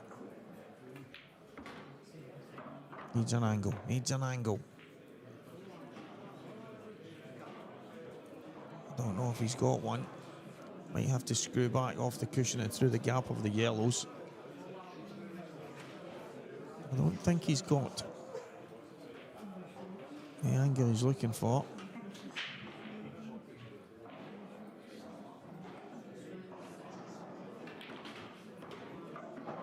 That'll do. Well, it's going to have to, because these yellows are absolute ruins if he makes any type of mistake here.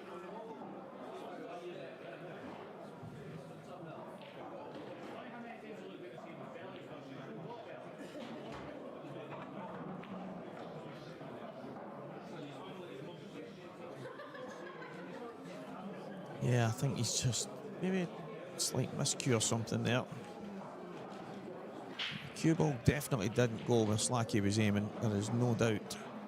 He's got a little bit unwanted side on that. He's obviously trying to just drag it in. It's a tough shot, full length to the table. Especially with the fact that Jake, I mean, he's got yellows that he's never going to miss, to be honest. So I think the writing's on the wall here. Slacky was quite far behind. He's managed to grind and dig and get some frames on the board. Make a bit of a game of it. But he's had his chances. When Mark Boyle was sitting with us earlier, definitely slack. At probably at one point, I think he was 4-1 down, could have been 3-2 up. I know you have a little bit of a laugh and a joke here and there, but I think Slack will maybe be kicking himself that he's not won this match. A good thing. The good thing for Slacky, though, is he's got a lot of pool still to play. No matter what, he can drop into the one-loss side and then see how it goes from there.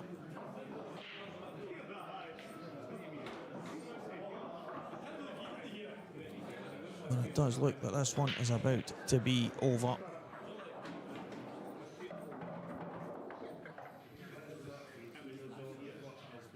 I'll chase the left-hand side, on and off the cushion. Absolutely plumb. Jake Delanulov has just beaten Chris Slack by 7 frames to 5. It was a bit of a scrappy affair. The break's not going terribly brilliantly for the two guys, but it's been a match that both guys had numerous chances in. Slack will think he maybe should have won that. He not think he should have won it, but he would have had his chances, and he has had them. He didn't take them. A couple of little things here and there. Table 11. What a match we've got coming up now. Scott Gillespie, Robert Stephen, clash of the Titans. I think these two actually played not so long ago in the IPA. I could be wrong, but I think they did. They're going to go at it again here, so they'll be on very, very soon.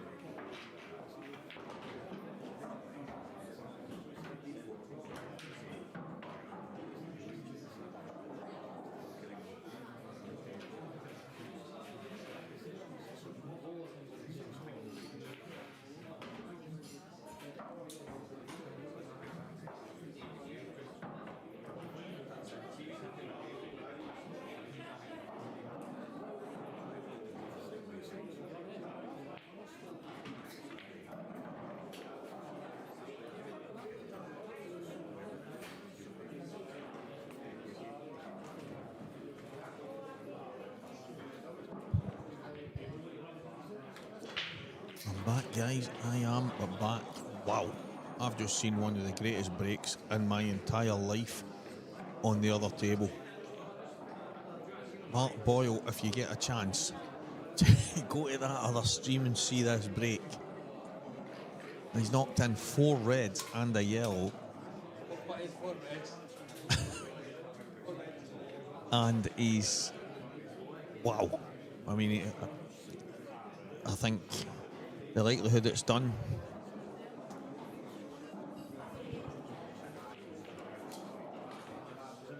Wow.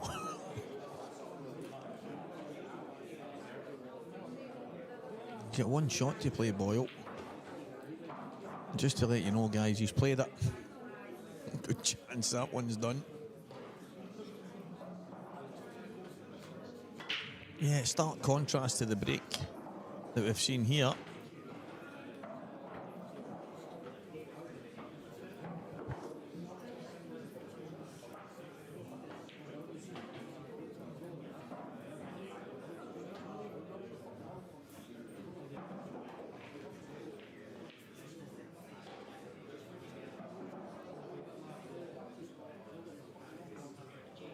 Robert Stephen, chance in yellows here.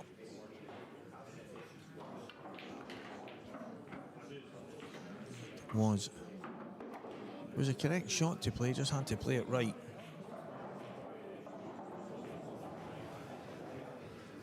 Wants to get low as quick as he possibly can here.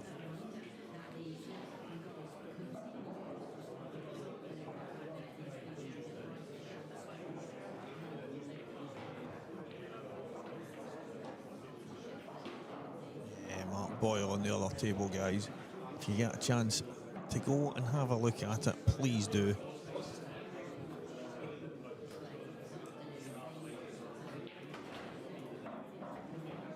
Yeah, what a break in the match against Mark Fleming.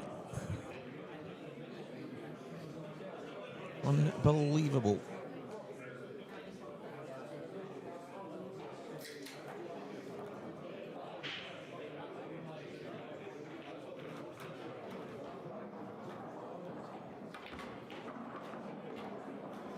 You know what, I quite like that from Robert there. Wonder if he can pop the yellow he's closest to and come round the angles, round the back of the red at the left-hand side. Get himself towards where he is right now. That would be the line.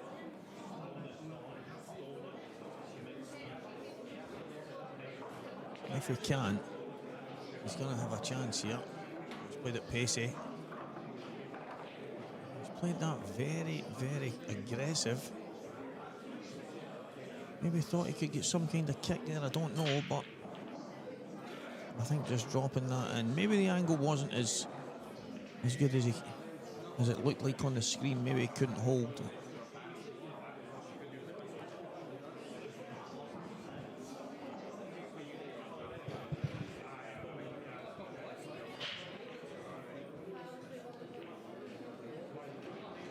He's got work to do now.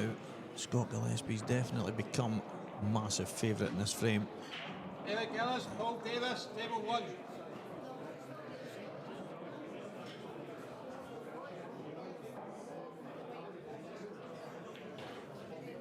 Going for the 2-1. And myself and Robert have had numerous chats about how the 2-1 is played. It was one of Robert's worst shots. A shot that he feared so much. He couldn't quite grasp the fact that, just basically ignore the fact that the ball's in the pocket. I know it's there and you can't ignore it, but you have to play the shot sometimes that way. And he's played a fantastic 2-1 there. The skill shot. A lot of people talk about it being lucky, and there is elements of luck in certain aspects when you go and kick off 2 cushions and smash into a pack and stuff, and maybe you manage to get it. But for me, that shot in particular that Roberts just played is a fantastic shot. You have to have some element of control and ability to play it, and he's played it fantastically. He's giving himself a chance here, guys. Tell you what. I tell you what. If he gets it, it's a top-class finish from a very awkward position. And if you talk about taking it the hard way, the long road round, he's definitely doing that here. Oh, what, Stephen? This black. That's 1-0. Fantastic finish. In the end, it landed really awkward.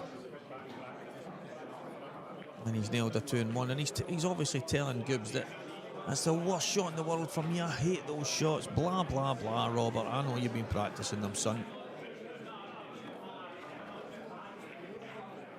What I will say, as I've taught him well, that's no AC/DC, is it? Can't be about AC/DC, man. Yeah, Robert Stephen. One frame to the goods here against Scott Gillespie.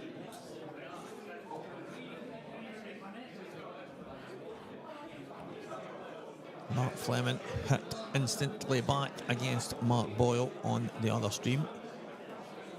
And I'm looking over out the corner of my eye at the Mark Boyle break, which is coming up here. If that first one was anything to go by, I'm looking forward to this. 1 down, 2 down, 3 down.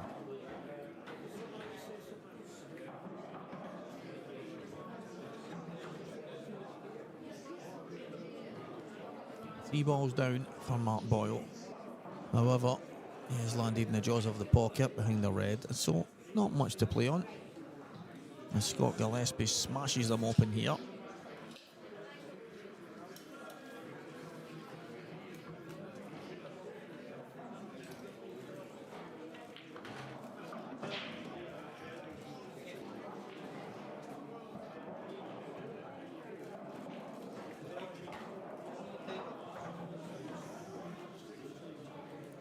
It's absolutely chaos here, guys.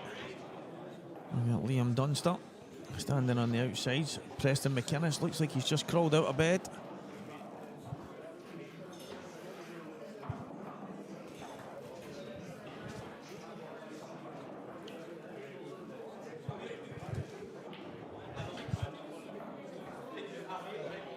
We got a meeting table. We'll go with that. Looks as if Preston's done an all-nighter. Need to get a hold of his dad and tell him to get him to bed. He's been up all night on TikToks apparently.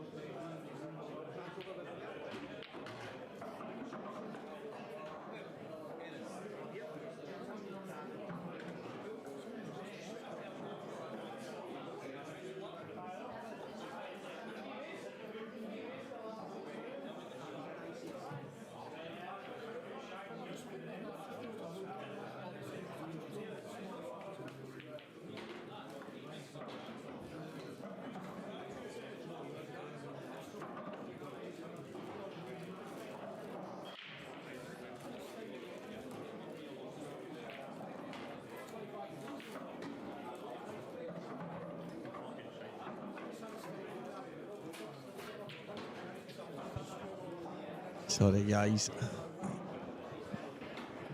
As always, in the Players' Lounge, right at the bar, where we do the commentary. In here, it's not the best place to do it, but there's always people coming around and a bit of chit-chat going on. And last night's expose, if you want, of Stephen Allison Jr. giving it big licks on the dance floor.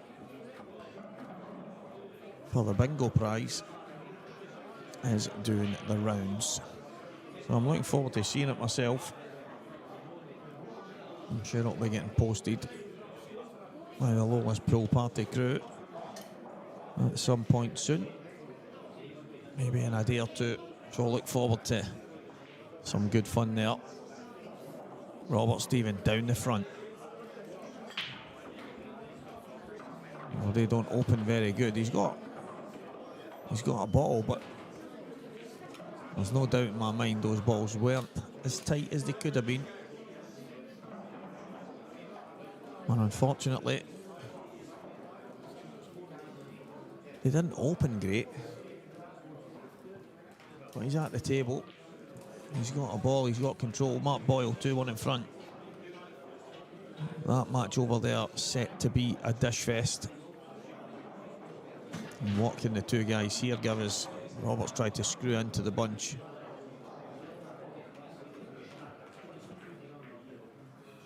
And definitely awkward here. The two reds. I mean,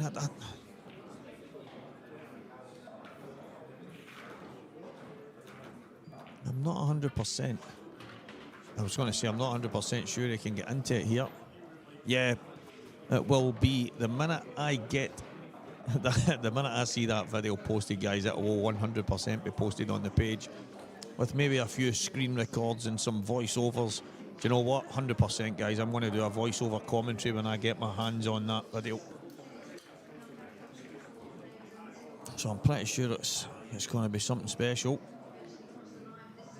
Robert, he's given himself a chance here. The two balls were dead, stone dead in the middle. Can he get? Well, this will be some finish. This will be some finish. The two reds were awkward from the start. He's tried to get them out 3 times, got them out 3rd time.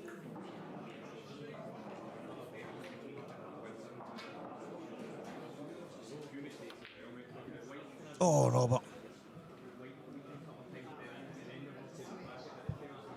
That's a bad miss after giving himself a fantastic opportunity.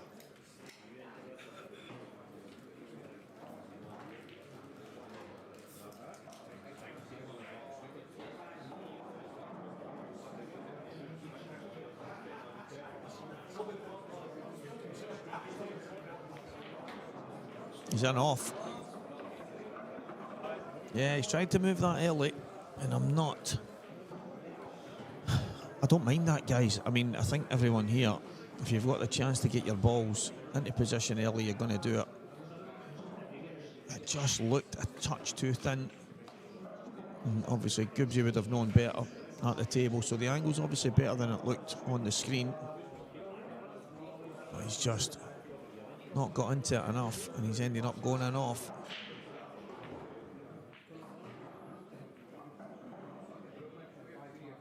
See, I didn't like that from Robert. I preferred playing it down over the bottom corner and then just popping it in the bottom bag and then knocking the black into the left centre. He's going to have to just take his medicine here.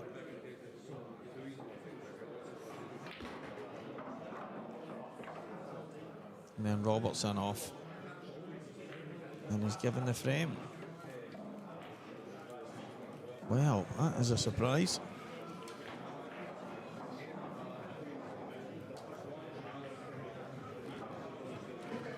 That right there, guys at home, is an advert for making sure you just need to make sure when you've got your 2 shots that you use them right. I think if Robert watches this back, listen, he'll probably turn around and say, like a lot of players, we all do, we all back with decision. But possibly, yeah, I mean, for me, the shot's always to play it over the bottom right corner. Play it over the bottom right corner, drop it in, black in the left middle. And you don't even have to put it right over the bottom corner, you just have to drift it down into a position. Not on the flip side. Do you know, I think playing it over the middle, the way he did, you've got so much margin for going wrong. But on on that. All he had to do was probably just bring the cue ball back and give himself a shot on the black. He's tried to be too perfect, and unfortunately he's gone in off, but it's gone, it's done. Robert will want to forget about that and move on. And Scott Gillespie has gone in off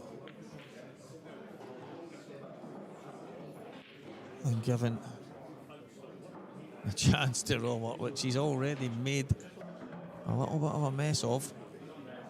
He's going to have to play the plant here. I'm actually looking and wondering what he was playing on with the two shots. He slid the red through the gap, but then I'm not sure what he was playing on. It doesn't matter now because he's on the reds. He's knocked the plant and he's got a chance, but I'm just wondering what the thinking was in the first place. Maybe just playing on that same ball, just didn't get out. A good chance here to get one back after gifting the previous frame.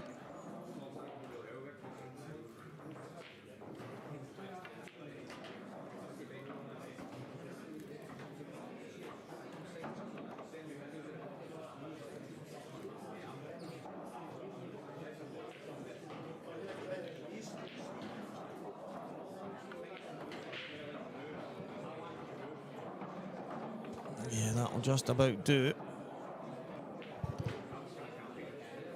He's going to have to be careful though. You only want to drag this in a little bit of right hand side, preferably towards the yellow that he's next to.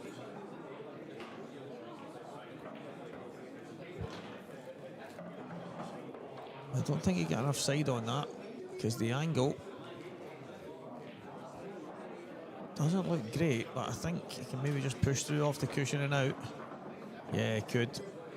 That'll do nicely. That will do. And Gibbsy going in off. He's about to square this match. 2 frames all. Scott Gillespie 2, Robert Stephen 2.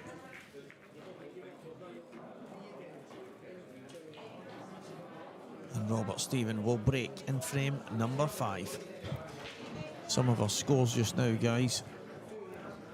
Stephen McCush is 2-0 behind against John McAllister. Gio Edgar 6-2 in front of Sean Michael McGiff. Andrew McPhee 6. Kevin Adair 3. Morgan McInnes 3. Dylan Stanfield 5. Now remember, guys, Dylan was 6-2 down against young William Wallace Jr. And a mistake from young William with a chance to win. And all of a sudden, it's Dylan who qualifies to the next round.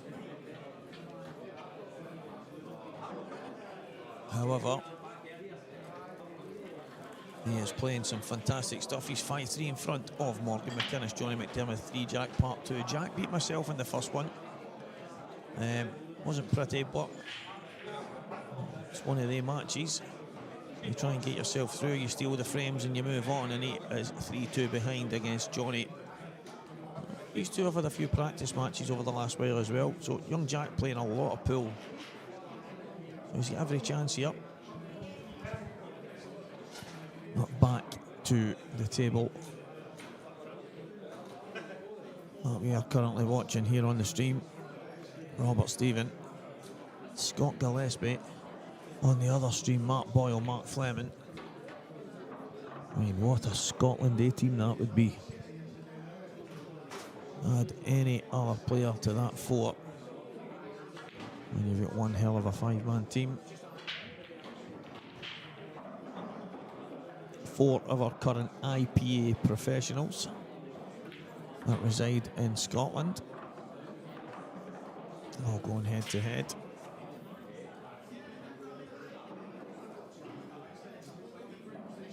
A good chance for Robert here. Just wants to bring the cue ball back a touch. Doesn't want to land high. Oh, he's ended up coming high. He's landed too high. I think there for me, the shot would have been just to come out maybe an inch. Just drop it in the left and push through, and then you've got the yellow to the bottom left. It's ended up.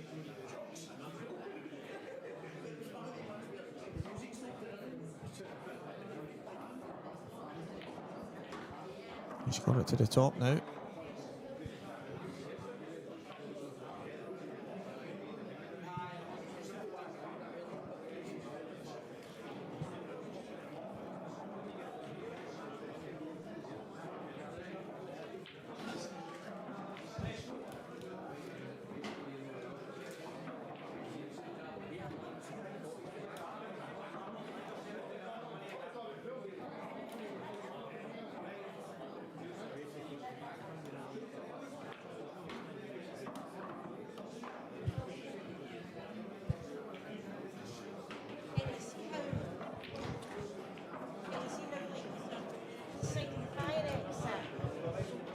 The other side of the board is on the fire exit. Lord.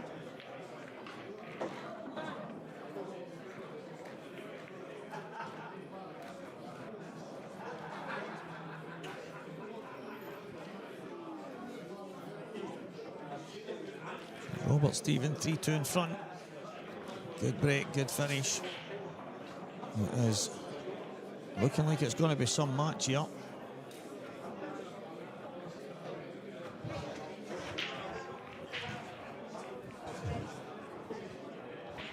I don't know what's happening with the background sound, guys, but it is just popping in and out. And as long as you can hear me and see the game, that's all that matters.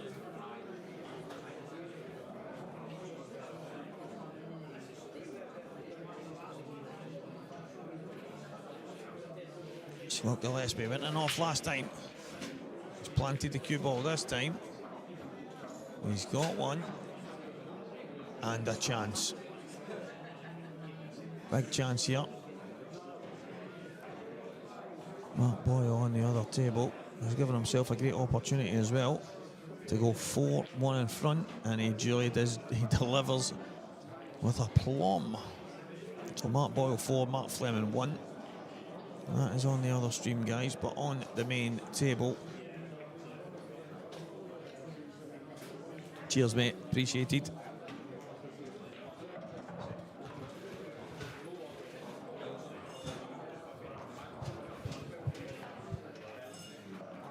Oh, Scott. It's a much better break-off than he had previously, obviously going in off.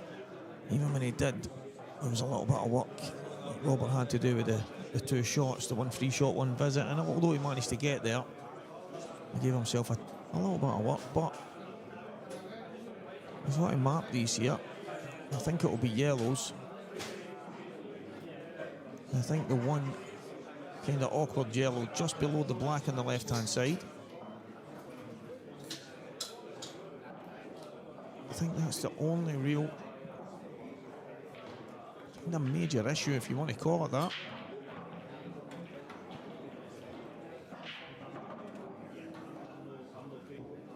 Let's see how Scott kind of manages his way around it. Well, obviously goes in the left middle. I think it goes in the top left corner as well.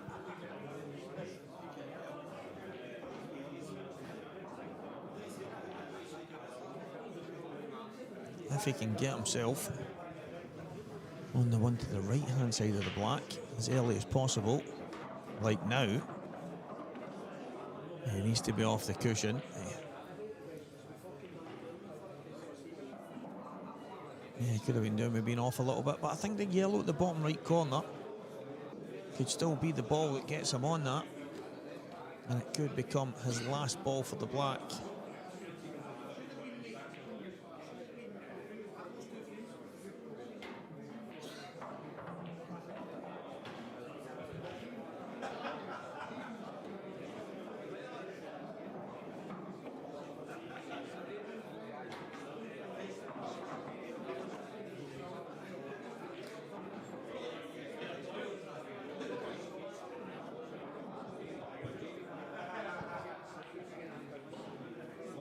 I think it will need to be last.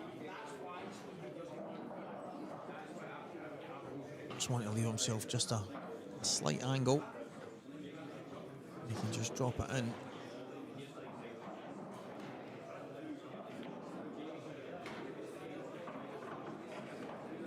Yeah, so if he goes slightly too far, he's going to have it in the top corner. And if he just manages to hold, should be just about perfect. That'll do nicely. Scott Gillespie working his way around this. It was an awkward table. It wasn't easy. It was a decent break. Something that he's not had to this point. And saying that, I think the very first, I can't even remember his first break, to be honest, but I don't think it was great. I think they were kind of giving each other chances, but that's what you're looking for. After going in off, losing 2 frames in a row, it's one quick fire way to hit back. Breaking dish, Scott Gillespie, 3 frames all against Robert Stephen.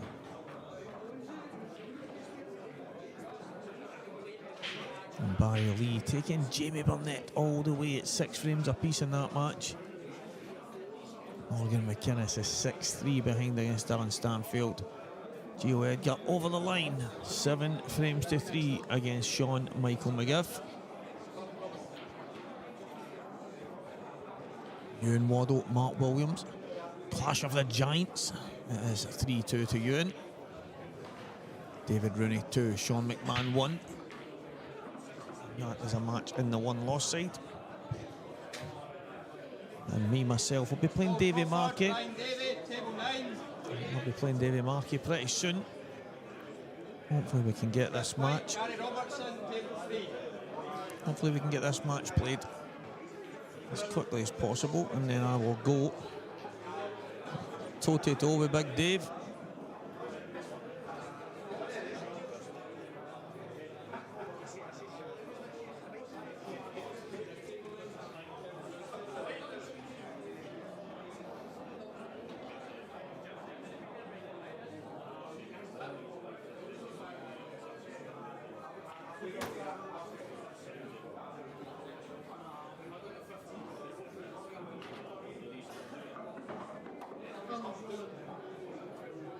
That's worked out okay.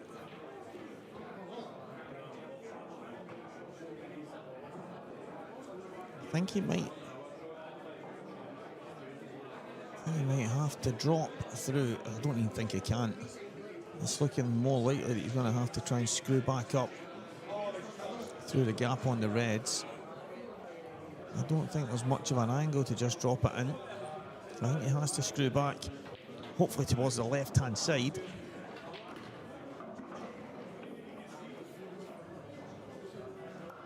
Now he's most definitely overcooked that, but I think that red goes into the middle, and if it does, and I do think it does, and just looking at the table from where I am, it looks to me like it goes.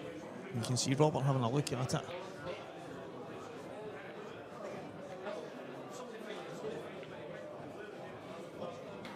Yeah, it definitely does. Now, there is an awkward ball left, and it has a number 8 on it.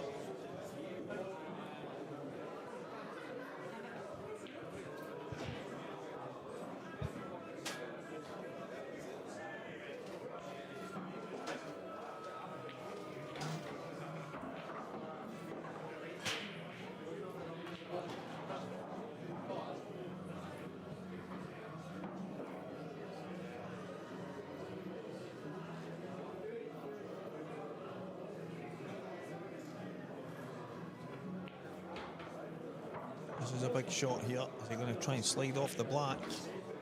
He is, you know. Good shot, Robert Stephen.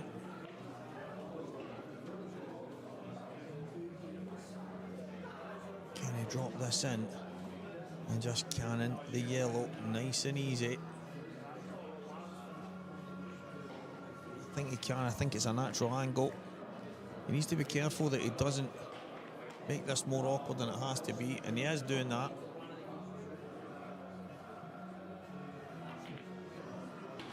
Yeah, he didn't have to play that.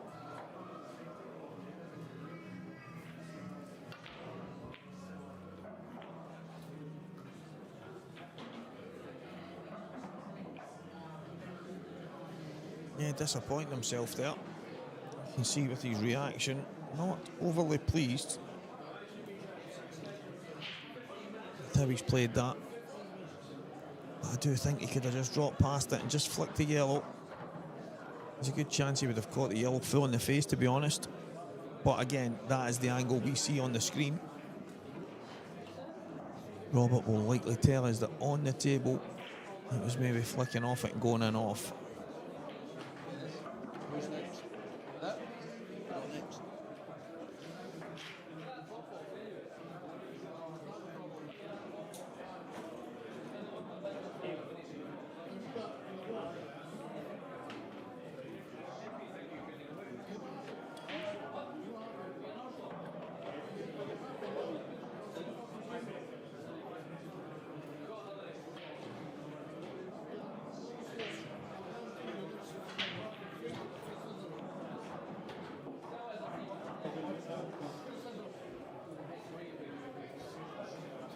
Gibbsy taking his time here. And why shouldn't he? He wants to make sure. He's deciding to leave that yellow exactly where it is.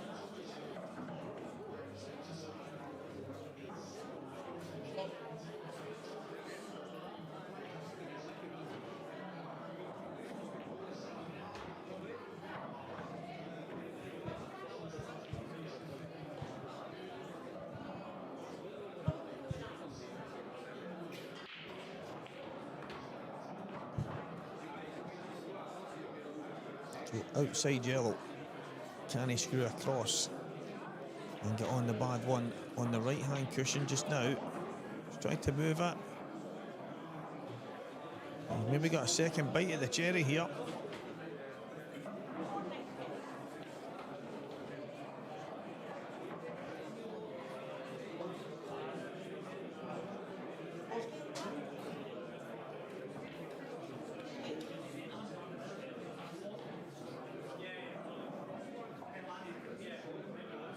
Playing to hide the cue ball.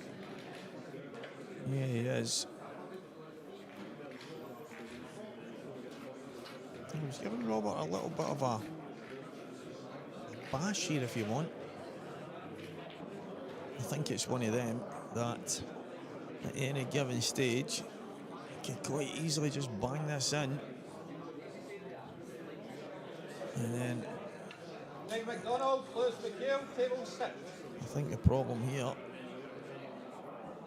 is just how awkward the yellows were. So Gibbsy wasn't too sure. I think the first shot maybe could have moved the yellow at the top. Flicking it across to the other side. Maybe could have potted the one in the top corner and played a snooker, made sure, but he's got the snooker there. Roberts get out of it, and now the ball's at the top left, slightly awkward. Not sure the yellow goes.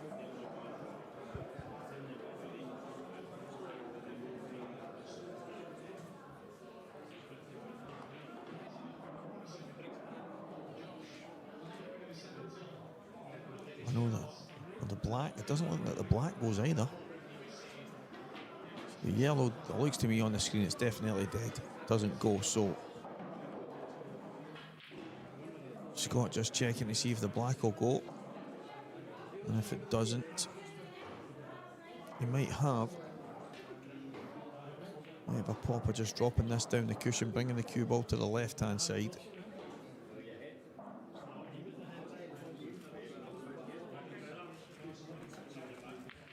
There was about 15 people behind us at the bar area 2 minutes ago. It sounded like chaos. And it's gone awful quiet now as they have all moved on to pastures new, wherever that may be. I have no idea. It has gone slightly quiet in the venue just now, which is absolutely brilliant. And Scott maybe going to just drift the yellow up to the top left corner. Or is he thinking about just doubling the yellow out and bringing the cue ball back?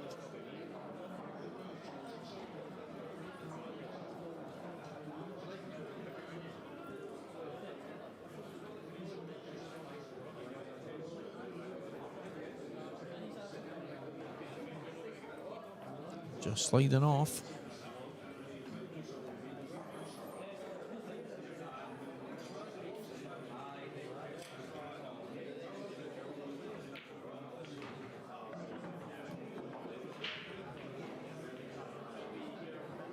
2 cushions, nice and easy, in behind.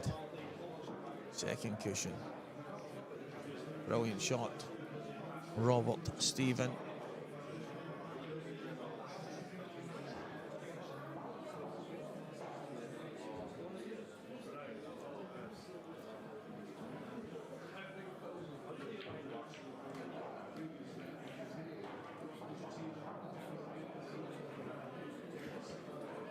Don't know how close that is.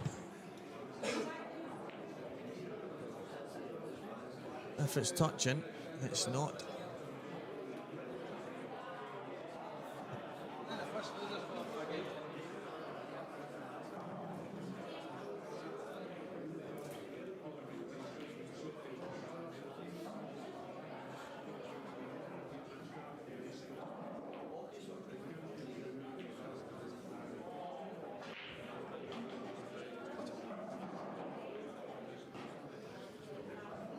Barry Lee has had a chance to beat Jamie Burnett with a black hanging over the middle pocket. The cue ball a couple inches away from it. And apparently cut it away from the middle, according to some people in here. It was a shot that didn't make any sense. I didn't see it, so I can't see anything on it. But maybe Jazza has told him, you pot that, son. And our meeting in the toilets later will not go to plan. Well, Jamie Burnett through 7-6 against Barry Lee.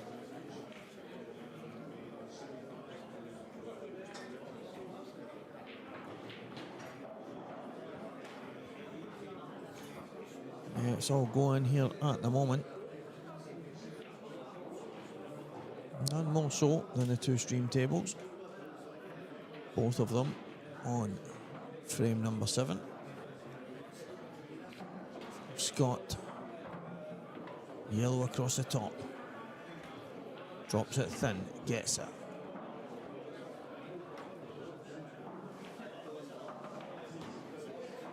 Yellow's in good position here to go 4-3 in front, on and off the right hand cushion here.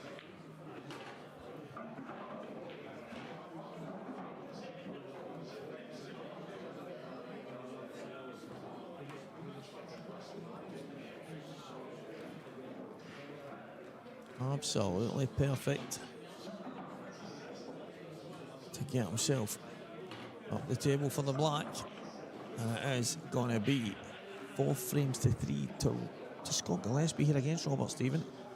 And on the other table, Mark Fleming has got one back, and it's 4-3 Mark Boyle. So 7 frames gone in both matches, and it's Scott Gillespie 4, Robert Stephen 3. Mark Boyle 4, Mark Fleming 3. Dan Stanfield 6, Morgan McInnes 4. Ewan Waddle 4, Mark Williams 3. Davy Rooney 4, Sean McMahon 1. Johnny McDermott 4, Jack Park 3. Stephen McCush 2, John McAllister 3. It is all go here in the Players' Lounge in Falkirk at the Belhaven Brewery Scottish Series Event 3. It is a Saltire event, guys. Live on Scottish Cuesports streaming. Stevie Walker here, keeping you going just now until I have to exit to play my next match, but I will be back, no doubt, before the night's out, and I will be here tomorrow as well. Hopefully still to play some pool, but if not, I'll be here to keep you guys hopefully entertained with 1 or 2 people joining me.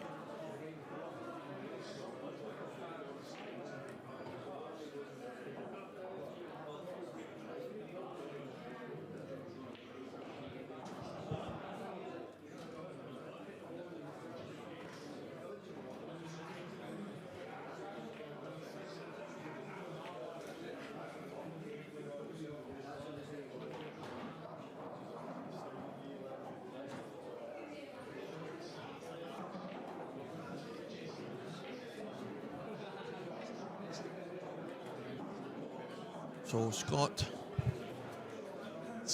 Gillespie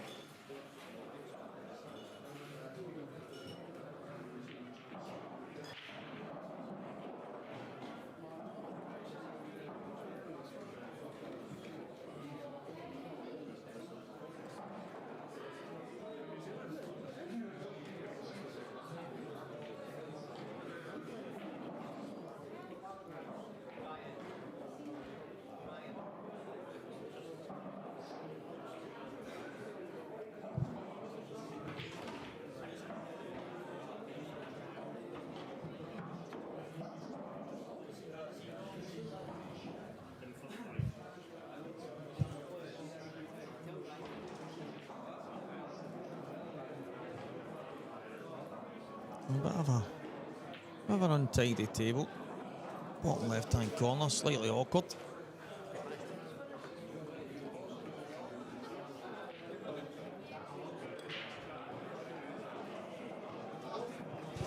It is looking rather ominous.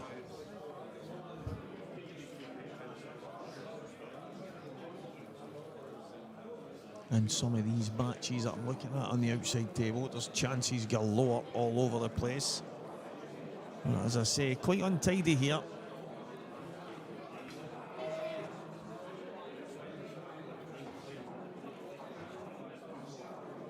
Quite untidy. And it's the reason why he's not played a shot to make a decision yet. I think the yellows are the balls. It's untidy down the left-hand side, but there's a chance on the yellows. And he is going to go. So he's took his time to make his decision here. It was always going to be yellows. It was just a case of how he was going to go about these. Was he going to leave a plan? Was he going to drop on it a second shot, which he's done here?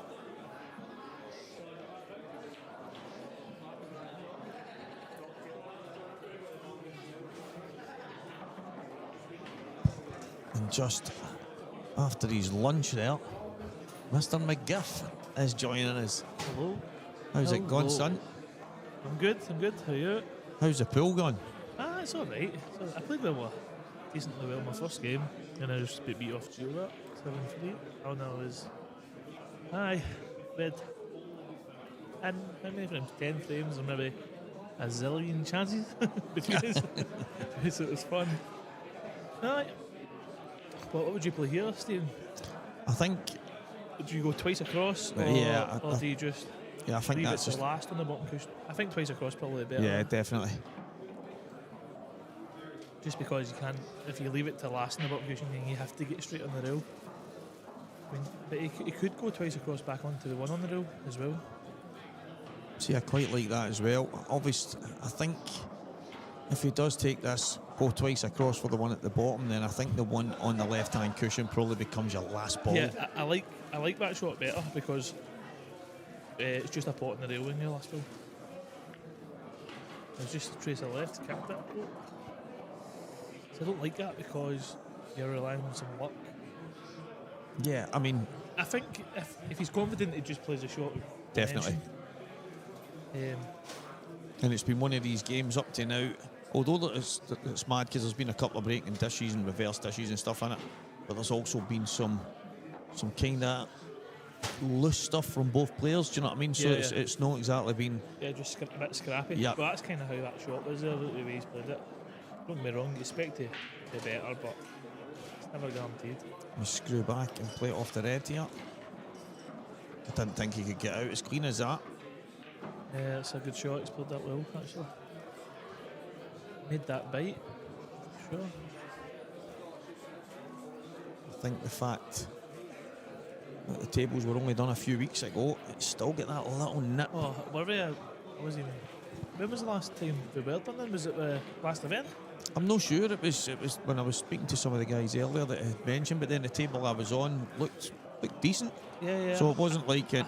So I I got the impression they were done a short while ago, but I could be wrong. Yeah. I think the first Saltire that was in here, we were done for that. Or maybe the first IM, I can't remember. The IM it would have been. It probably. might have been the IM, yeah. So that wasn't too long ago. And the next IM's next weekend. Next is it, week. So, in here again. Yep, Okay. in here. And then So that's good for the Scottish players that's here today to get a wee feel of the tables. Well, those who don't play in here, that is. yep, definitely. Again, I'm surprised he's not kind of pumped that out for it into the middle. Yeah. Good shot. Very good shot. And that helps. It makes the finish a little bit easier. Stephen Allison, Liam Dunster, table 12. Oh, Mark Boyle on the other table with a really bad miss. Don't know if he had to swerve it a bit, but you guys can watch it back on the other stream anytime you want. That's a juicy matchup as well, isn't it? I actually mentioned Scott Gillespie, Robert Stephen, Mark Boyle, Mark Fleming, 4 IPA pros, and you could throw anybody into the mix with them and it would be some 5-man team. Yeah, 100%.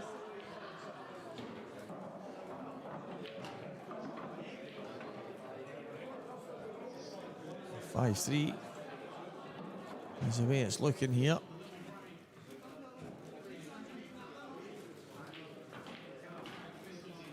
Yeah, decent value for it. Roberts, not in that frame there, obviously, never had a chance, but there's been a couple of frames that you'll probably look back at and think, Yeah, could they be ahead just now? Yeah. Possibly. definitely. Not like him as well, because. And not that these tables don't play well, because they do, especially they're playing well and whatnot, but they just play different, Yeah. don't they? They just play different, and it's adjusting, I think, that maybe the top players who adjust quicker wins the match usually. Just Yeah, that's the guy that just won a moment ago, 7-6, Jamie Burnett against Barry Lee. And it's something that I spoke to Jazza about a number of years ago. It was in the Edinburgh Open, and we spoke about how some players adjust quicker than others to certain situations and certain tables and cloth and cushions and all that kind of stuff. And I spoke to you about it. He says he uses the first frame and possibly into the second to get a feel for specific shots, and after that he feels that he's got a rough idea of how to play the table. But then you've got so many, you can be in the same building and every table plays different. Yeah, It's tough. that's actually a poor break for Robert, because he's just, I think he just screwed straight in the middle. Well, do you know, it's funny because he's breaking hitting the front ball here. It's not usually what Robert does. He's normally a cut break guy, and one of the breaks he broke from the front, I don't know if he didn't catch them right, the balls didn't open, it was pretty poor break, and then that one there, straight into the middle bag, but he's broke from the other side. He's kind of moving all across the line. He's just trying to find something, maybe with the breaks. That's what the way my game was with you. I was breaking like God right enough, it was crazy. But he actually changed his break twice and started copying mine. he wasn't getting anything. That's how that standard of the match, that match was. Breaking like God. 28 chances. I actually broke all right my first match to an extent. I was getting a ball and stuff like that, but when I was coming back to the table, I generally break the balls. I don't know what you like. I break them and then just turn away, swap my cues, and when I look back round, that's when I get to see what's there. And I was kind of thinking, well, I've got a ball or two, and just nothing was really straightforward, if you want. But I think that's sometimes you can break unbelievable, not get anything, and there's roll-ins, and then there's times you break, you're not getting a ball, but you're getting a ball, but it's just landing awkward. The only issue with the way you do it as TV is if you break Friday in a row, you're swapping cues for nothing. I know. I think after 6 or 7 times you'd actually maybe look to see if you were getting a ball before you swap the cues.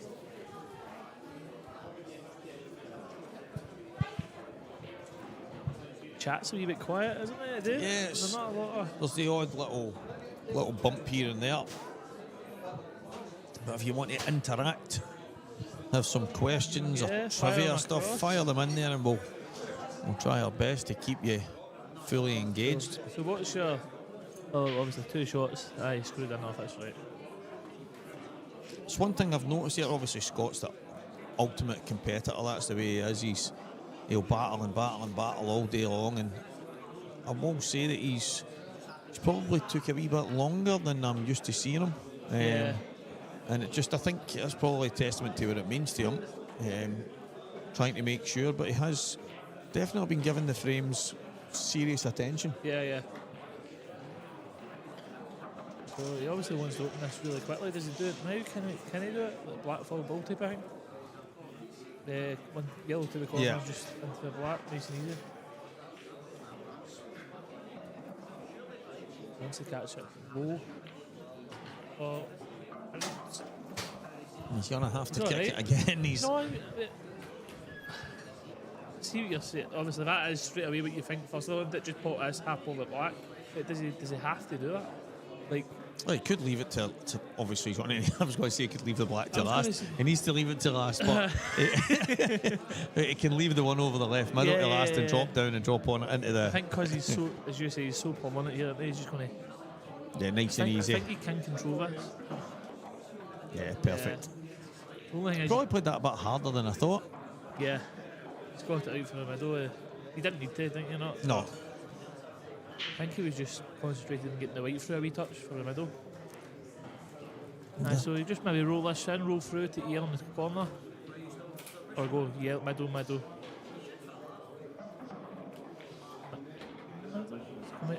Nah, he's plumbed. Yeah, he's given himself perfect angle to just drop this in. Nah, he's good here. He's probably go middle corner, screw back. Middle, black in the middle, or would you just take the one to the corner now? Yeah, I mean, Whilst you're on it. I understand why he is taking it because he's bang on it, but I think he good options here. He could have just dropped that in the middle, Yeah. drifted up, and then same idea, top right corner, back down to roughly where the yellow is, and then it's just drop. But he played such a good shot that he's given himself the options that. The thing with Scott is well, the way he plays.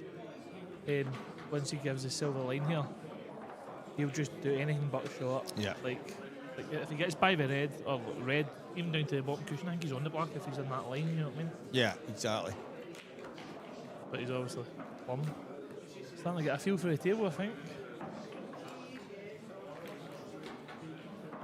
I like the way he plays pool, so I do it. It's getting away from Robert now, 6 frames to 3, mountain to climb. And it doesn't look like he's really feeling it here. Looking over at the other table, 4-3, Mark Boyle had a chance again a moment ago. He had a chance that he didn't take again. 4 each by the marks. Who else is playing now? Any other good ties, Stevie? Yeah, I mean, Clash of the Giants, Ewan Waddle, Mark Williams. Mark's just brought one back here against Ewan. Paul Crawford 3, Ryan Davey 1.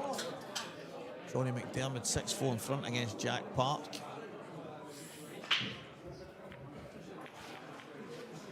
John McAllister 4-2 in front of Stephen McCush, Socko.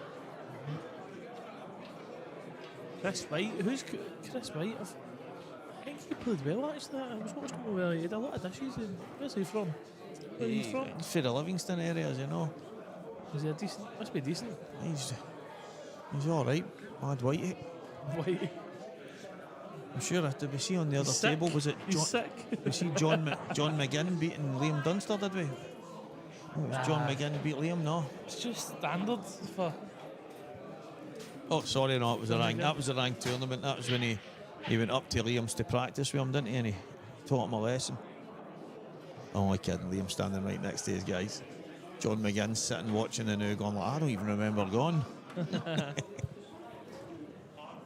Oh, I remember beating him, but I thought I was dreaming.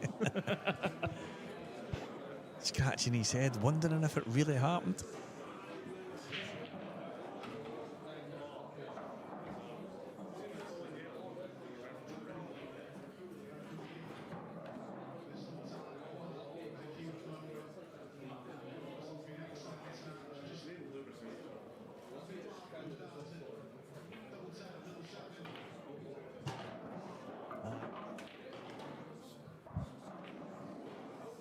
So chance.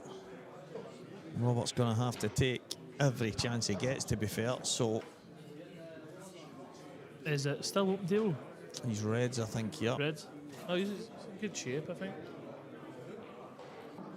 I wonder if the red goes by the yellow to the corner. And in fact, I wonder if the black goes by the yellow to the corner as well. If he does, you could just stun this in, take the one nearest the rail, one over the bag, 2 cushions, red in the corner, black in the corner, but I don't think it does. He's got to stun out for red in the opposite corner. He actually played the cannon well, and I think that's where the problem arises. He's too busy watching that, eyes off the pot, and Yeah. all of a sudden it leads to a miss. And to be fair, I know he's beating himself up there, but the Reds are still in good shape here. Yeah. No, definitely. Bit of work to do for Scott. One good shot. Don't know if It's hard to actually see it. I wonder if the yellow below the black goes by the red just into that bag. Because if it did, you could pick these off, couldn't you? Definitely.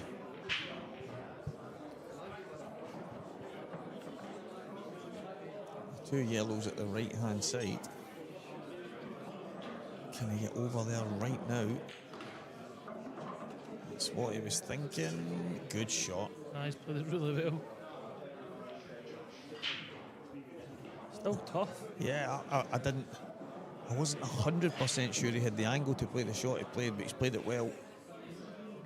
Oh, but have extra spinach on that. I'd have loved to just been like the white up a slight, like you see if the white was just to the left about an inch, you could pop this in the middle and take the yellow. Might be able to still do it and take the yellow, blow the black into the corner, turn off the cushion, or even into red, and you get the yellow, blow the black into the left middle. No, you can do it. I wasn't sure if you could hold that. Shot a couple of hero as well, isn't it? I wonder if he might screw on and off the cushion towards the black. Yeah, If he can, I'm not sure he can, but and if he can't, he'll just probably play for the red. Because if he just don't want to be bridging, you know, he's playing your shots. He's played that. yeah, Great. good shot. Very good. The issue playing it that way as well is he's shot in the window, Yeah. on the ball. I think he just stuns back or even rolls through, like any side of the black. Probably roll through a couple inches, but it looks as if it's easier to stun back. Yeah, it does. It looks to me that's the shot he's going to play. He's got a bit more control in it that That's way. fine. Well, he's took these well. He's got one shot to play now, and He's got himself in the zone here. he's just getting on the black, which he's obviously got options to do. If he goes for the top one to the top one now, he's got yellow in the middle, two cushions, black in the middle. Yeah, I think that's a shot.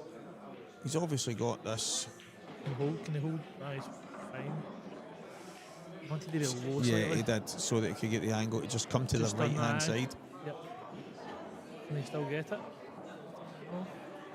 He'll just probably leave it and top on and off the top cushion probably. Spin back like an inch.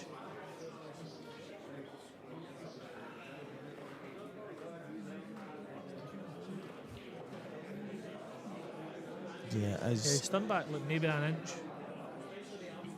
And top on and off the top cushion. Ian Allison, Liam Dunster, table 5. Top on and off the top cushion. Sean Michael McGiff has given you his input here. It looks to me like he's Can he still get- trying to can he get get the the angle? angle. Can It he looks like he's still trying to get Well, it. if you can, you do that. You know what I mean? Now we're You know, close to the table. It looks a lot wider. but can you just flick this in and like face it right and come off the cushion? He must have the angle then. Well, we're right behind it. He's Has he just got an off angle? straight. I think. Yeah. I think he Just needs to done it come past it for the black into the middle. Or can he power stun to the Yeah, side? just stun it in, I think. He'll just want a shot in the back as well, see Yeah. if he gets like anywhere. Yeah, Must he's, have more than an angle. yeah, he's going to pump this in to the top side of the pocket. Widen his angle. Brilliant Scott Gillespie. Absolutely plumb. Fix these cameras, honestly. Fix them. You need to know that Scott the Gillespie, angles. 7 frames to 3 victory against Robert. Robert not at the races. But that is the game of pool. If you're not at it against these boys, it goes against you. Definitely. I think it's that was the winner's call, so Robert's still in the tournament. Yeah, he's still in it. And Mark Farnsworth and Scott Dunbar is next on. But I've got a game to play soon. I'm pretty sure Craig will be shouting shortly. I'm pretty sure McGiff will sit here for a bit. Yeah, well, I've got to wait on Lewis McCool's match. They're full. Well, Lewis is phone all up right enough. No, in fact, he's one frame away. So Lewis McCool is one frame away. 4 dishes, first to 5. Is that 4 dishes? Aye. I'm going to have to slow him down. I might have to tap the pack. Wow. Who's Craig McDonald? There's a few names in this that I'm not recognising. Aye. But it's good to see. It's good to see some of these new I faces. think he was 4-2 up or 4-3 up Mark Farnsworth, so he can obviously play. Obviously, Mark came back and beat him, but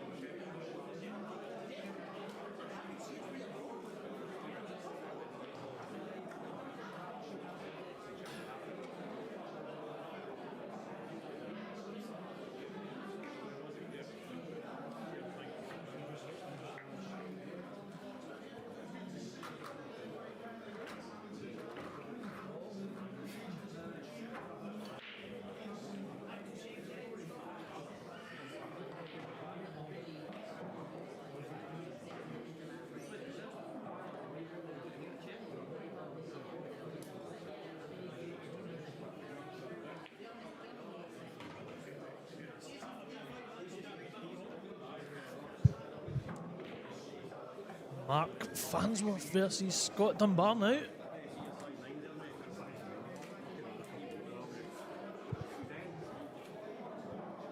This will be a good game.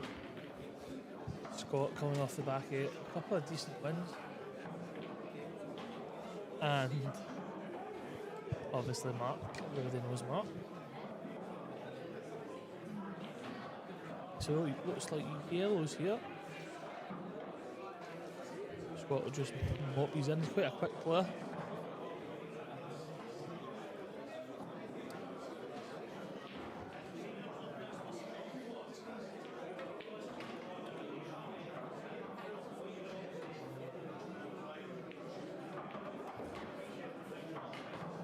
So quite simple. Start us off. Should be done. Throw this to the corner, drop it in the middle. You've got your yellow to the opposite corner.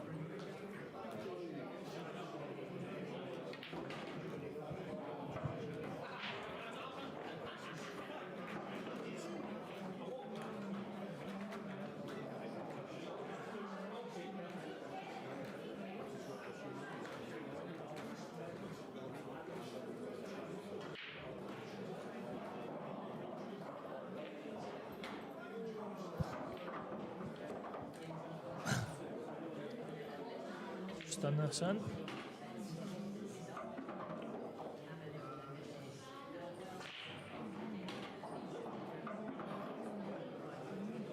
Good finish. Should be done here.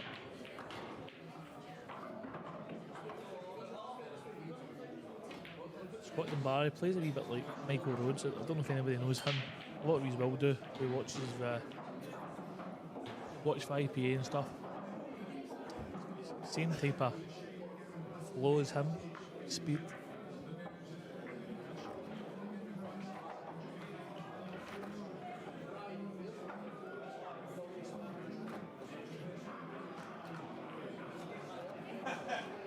Mark Fleming 5-4 up against Boyle with a chance to go 6-4.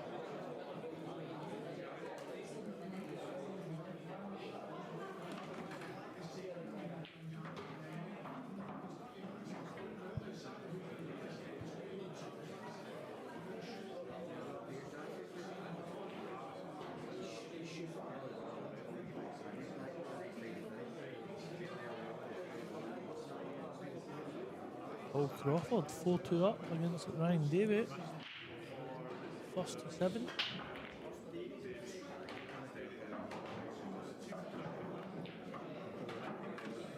He's got a ball here, Scott. That's all you can ask for.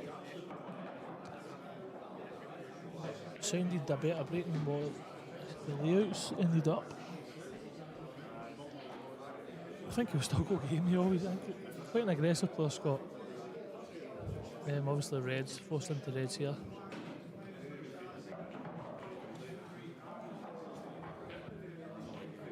I don't think I'd be going game here.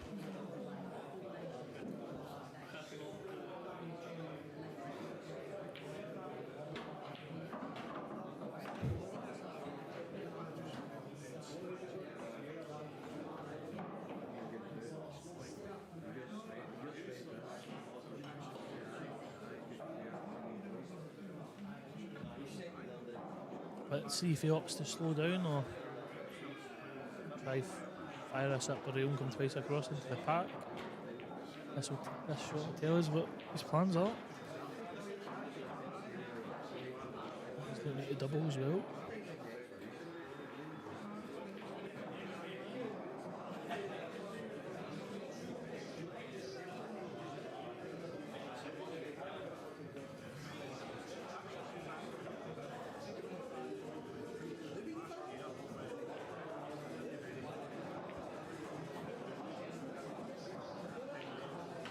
I think he's tried to pop that. Could be wrong, but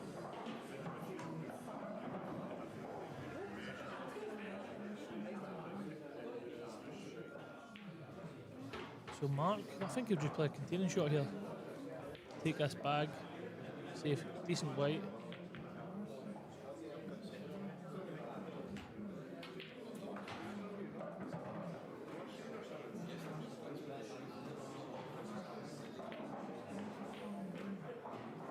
Yeah, he didn't get the good white.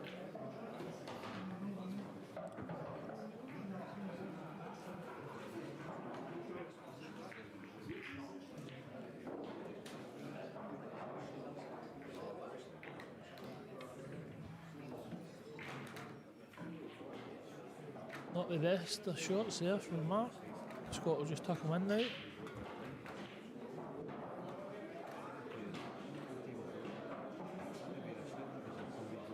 Maybe not. I think 90% of people just touching them in by the red here, but Scott will opening up the game.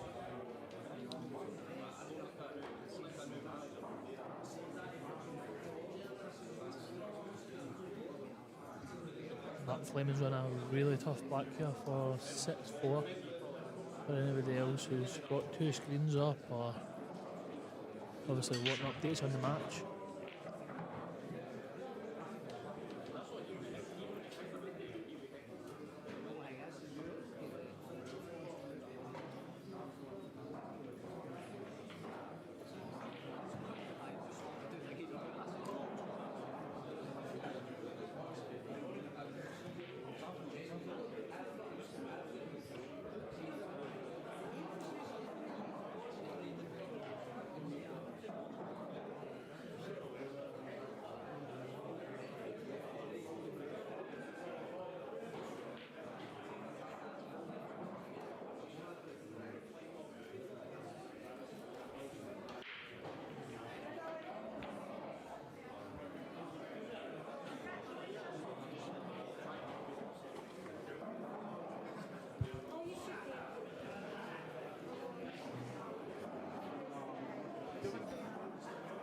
So Mark's got options here. They could just take this top back now.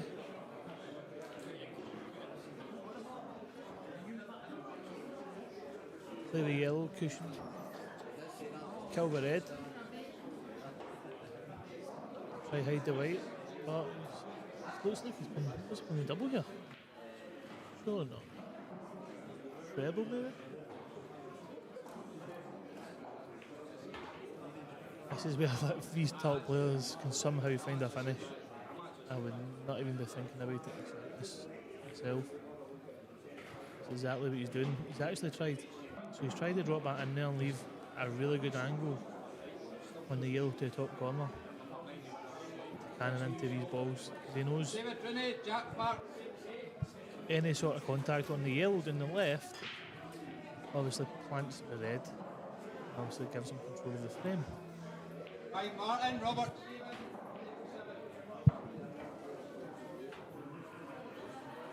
That's how aggressive these guys are. But Scott can kind of play the same shot if he wants. Could probably pop this, screw the right back, or even flick off 2 cushions if he wants. Probably better. And play the half ball turnover shot on the reds. The only issue is the yellow could stick and block the reds. So let's see what he plays. I know he is an ultra aggressive player.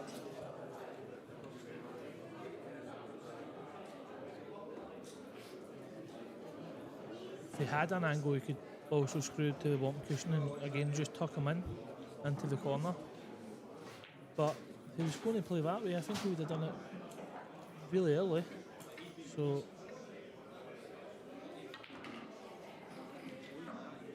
look to bounce. So is he going to play the turnover shot here?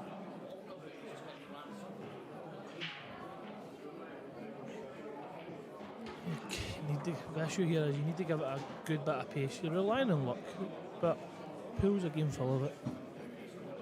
But it's good to minimise it when you can.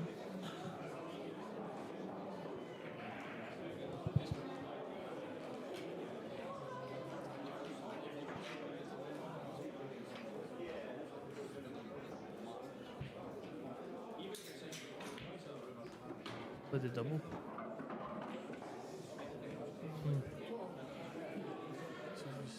He's running into a bit of trouble here. He's chasing.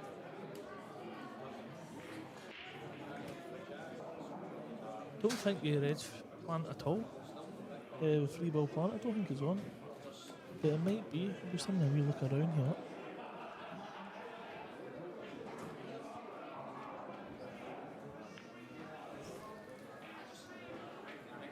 Oh, so, slowing down.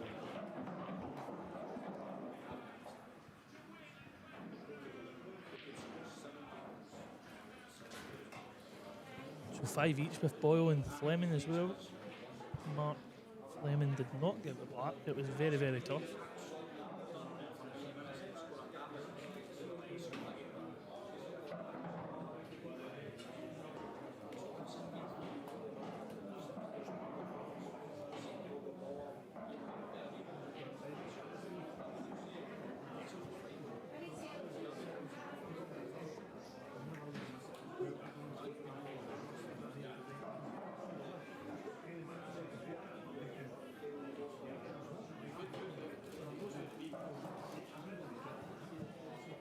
What do you play here if you're Mark Farnsworth? Got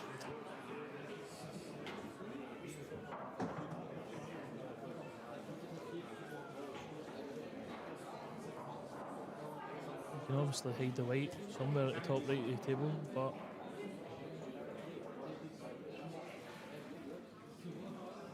going to cross double here. He doesn't want to leave this red.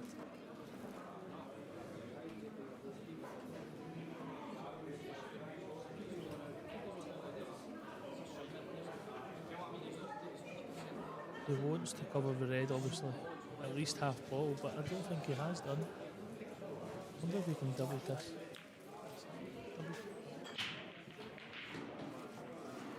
Good effort.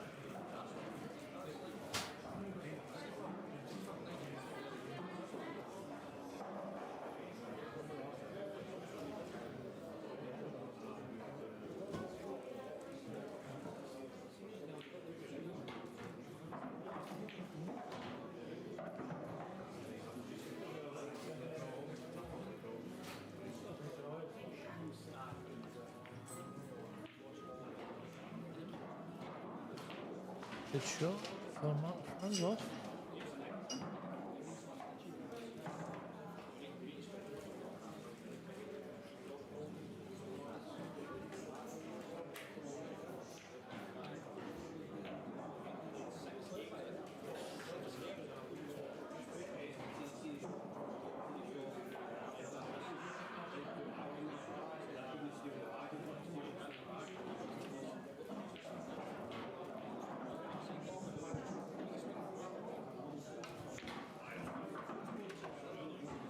Looks perfect for Mark. So just control this can because if he catches a red full ball, obviously get a chance of that. I know.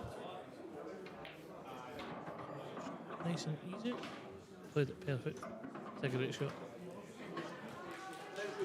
Very good shot from Mark.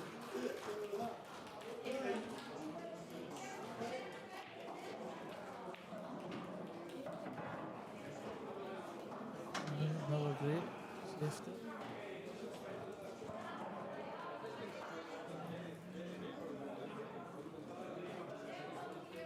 Wonder if he can go 2 cushions. I pop this red in the corner. One.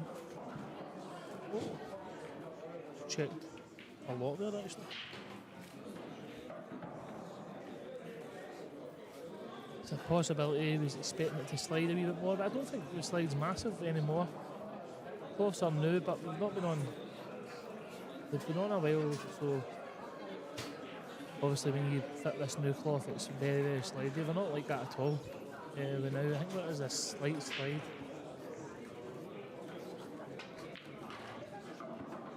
But aye, we've been played in a wee touch. We're playing really well, tight.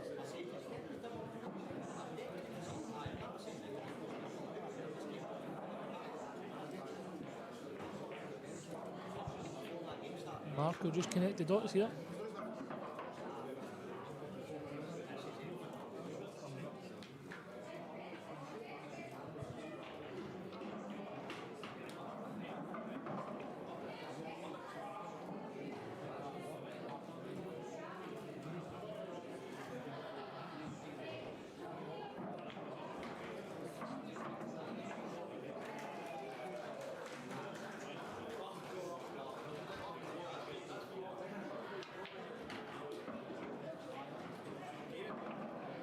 Off 2 cushions, mostly like that.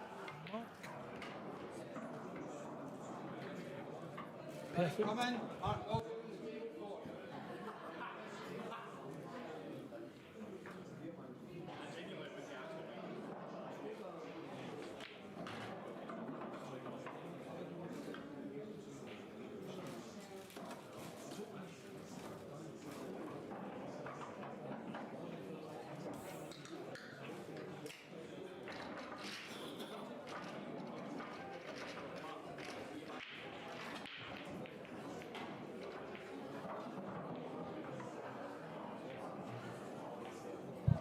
And that's me on.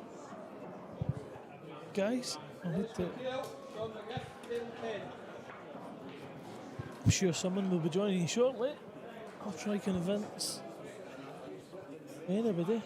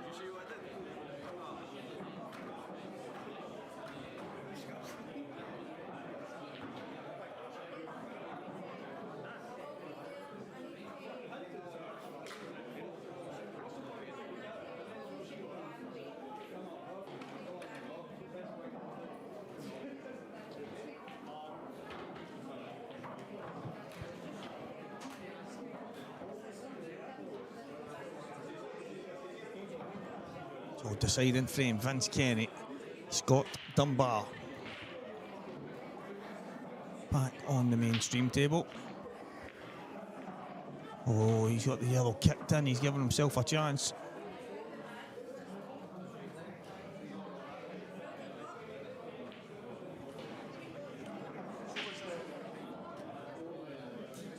Good to see. The numbers are still okay, considering we were on a different stream there. So Scott Dunbar having a look here. The Reds are standing out. Yellow at the bottom right, on the right hand side, just right of the black, making the yellows pretty awkward. So red balls, more than likely. This is a big chance for Scott. He'll fancy these. He's going to clear the top end of the table first. He's got the angle to push from left to right here. A little chase aside, just holding a cue ball. If he drops this in, he wants to be on the ball, closest to the black. And you know what? He might decide to take the one to the right middle, just because he's on it.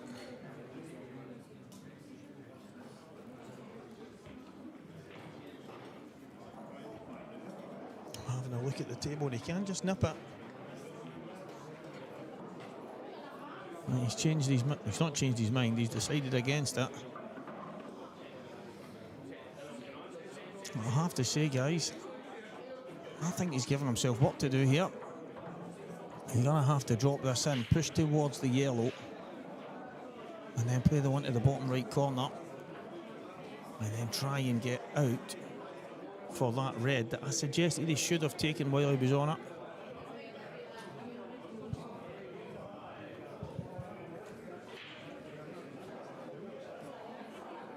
So he has given himself something to think about here. He's going to push through. If he can get...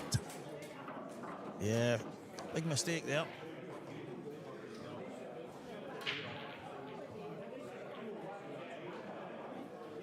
Now if Scott had taken that red into the right middle first, he would have taken those out, and he would have had that red he's closest to for his last ball.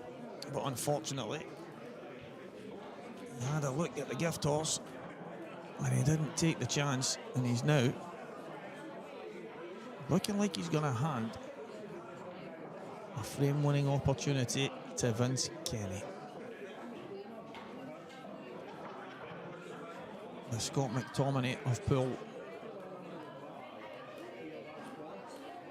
We've got a few of them right enough. Vince, Dan Ingles, Big George Henderson. Massive shot. I think he's got it, he has. So he's one fantastic red away from a shot in the black and a frame and match winning visit. He's made hard work of this, I have to say. It's not been as straightforward as it could have been.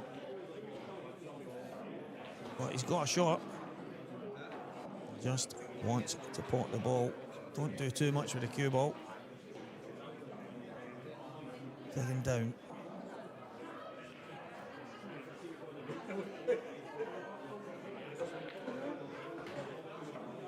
Oh, is he on it? I think he is, just about. Yeah, he's down quick. Wow. It was a little bit all over the place, but fair dues. Scott Dunbar 5, Vince Kenny 4. And he must have felt at one point there that the chance was gone.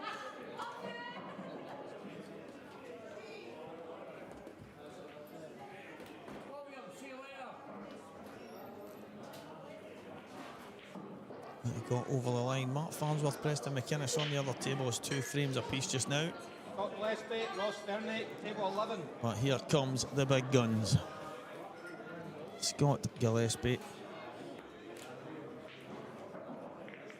and Ross Fernie. 2 of Scotland's finest going head to head in our last 32 tie.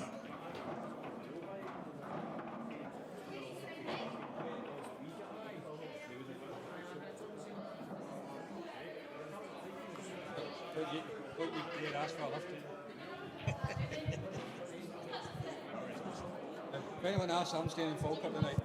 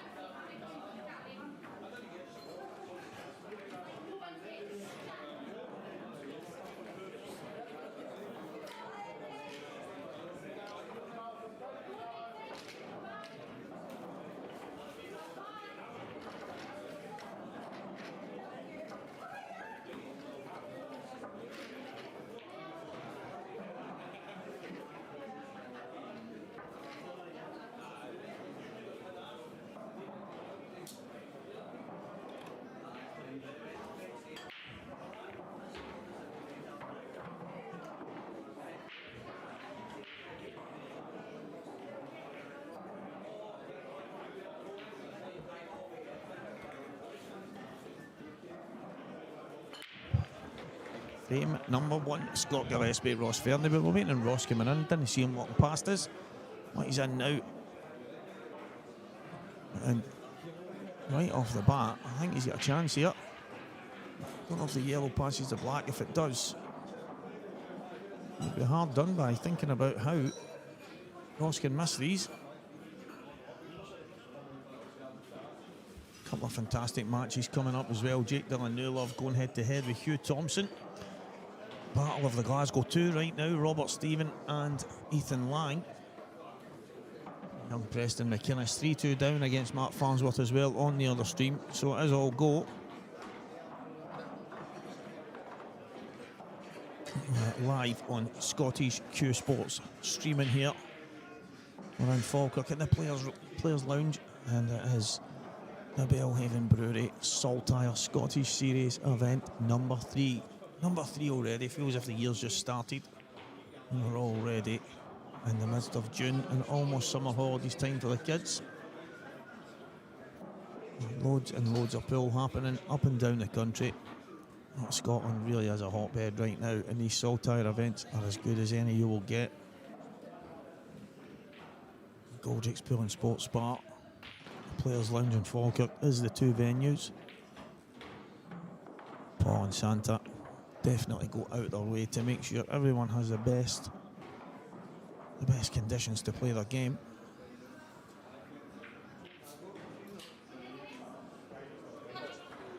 Fernie, I think he has to play the drop in the middle here. He's not going to get any better on it, I don't think.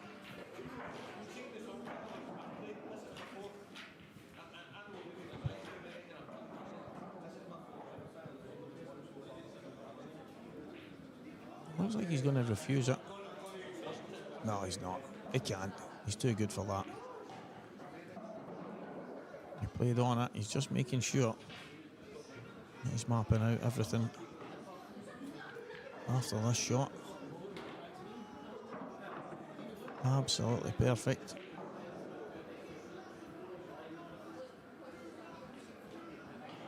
I think it's the angle he's wanting here. He wants to drop just below the red in the middle of the 3.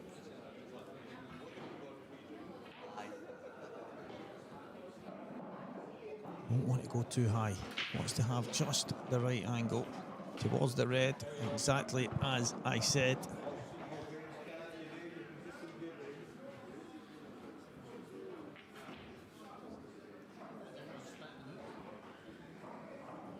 He's created a good opportunity here. The balls were there from the break, but he had to play the flick straight away. He did that, and then he's worked his way around these quite brilliantly.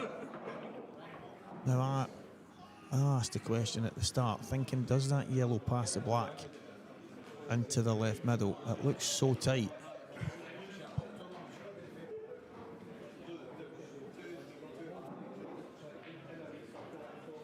Yeah, he's taking it at the bottom.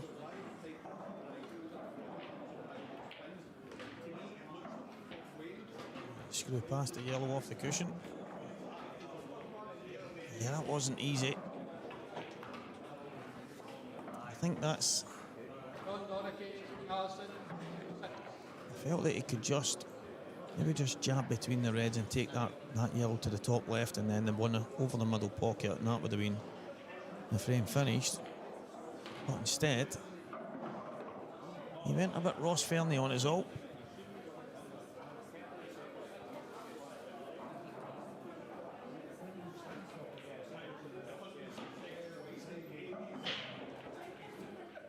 Farnsworth, I can tell he is 4-2 in front of young Preston McInnes, the youngster of the McInnes dynasty. And Mark Farnsworth is on the finish to go 5-2. So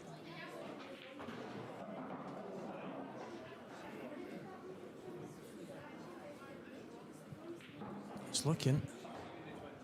I'm actually surprised that Scott not just taking him out, but I understand why. He landed slightly awkward. He's wanting to just make sure, but I wonder if he's left Ross a chance here.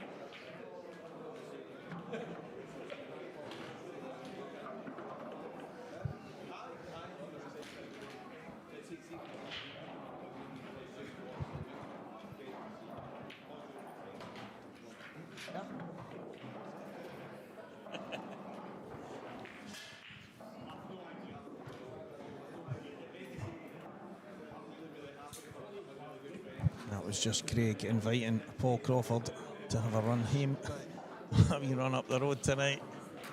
He's looking to car share. If anyone can give Paul a message, tell him Craig's got a space. Craig's in the hotel just down the road. Big fancy room. Jacuzzi, the lot.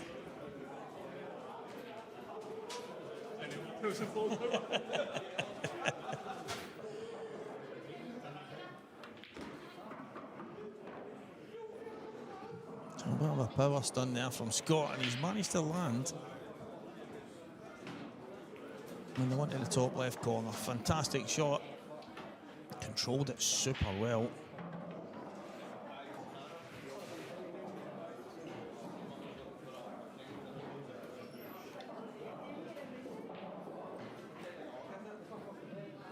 Scotland Bar, table 1. So we can just drop this in.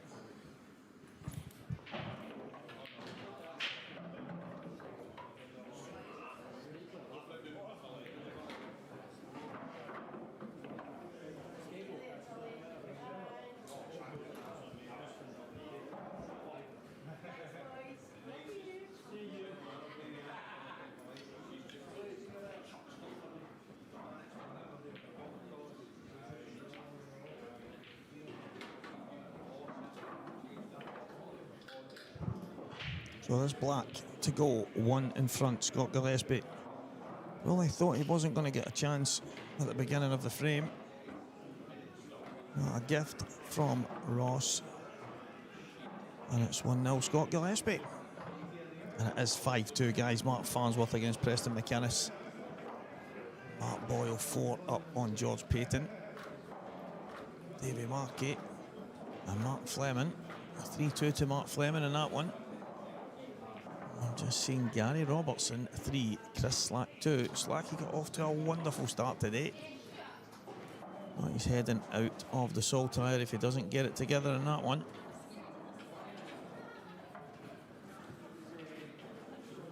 Lewis McCool is absolutely taking John McAllister to task right now, 6 frames to 2. And in his match, in the losers qualification, he won 5-0 with 4, I think it was 4 dishes in the match. And I think his opponent missed a ball in the last frame and he took an 8-baller as well, so no mistake pull from Lewis McCool. That rhymed.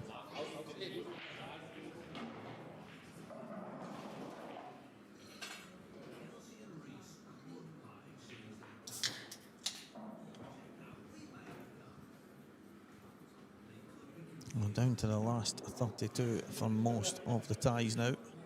And we'll be back tomorrow for the last 16 on Father's Day. Already causing me some grief because I'm leaving to come keep you guys entertained. Well, saying that, that's supposed to be the pool's job. But it is Father's Day, so it is my choice. Maybe bring the young team over.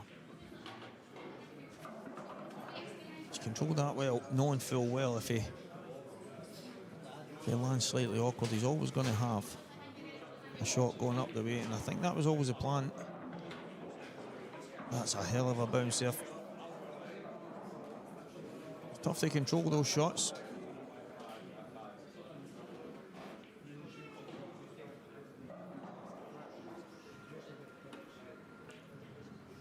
We'll trace a left-hand side maybe here. Oh, I like that from Scott. He's played the plain ball shot out into the centre.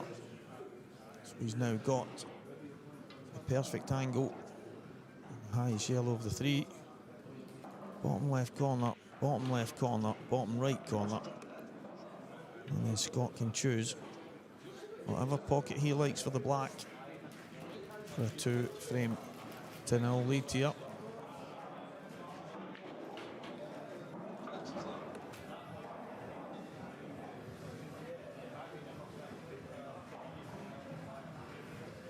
I think he can just about pull it back. Yeah. Just jacking up, bring it back a couple of inches.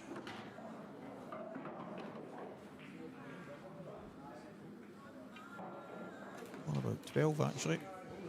Black in the bottom corner, same bag, 2-0. Good finish, Scott, breaking dish. Stole the first one after a mistake from Ross Fernie. And I often say that you get punished twice when you make that kind of mistake, and he has done. 2-0 here.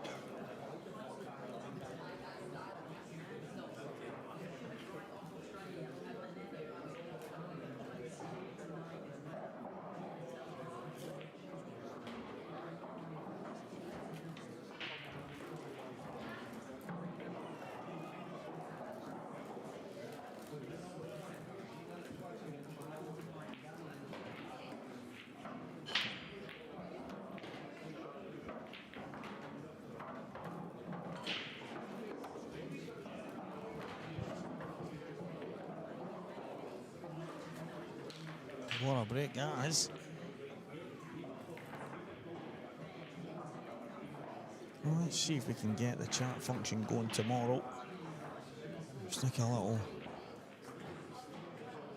I don't know, maybe try and get some trivia for all you guys, and we'll see if we can keep it going throughout the day. That interaction, as myself and Mark Boyle were talking about earlier, is absolutely huge. Keeps everyone engaged with what's happening in and around the venues, and obviously it can be quite boring just sitting watching. Cold and wet. I don't know if it's cold, actually hot and wet. Hopefully we get some good numbers tomorrow. Well, the last 16.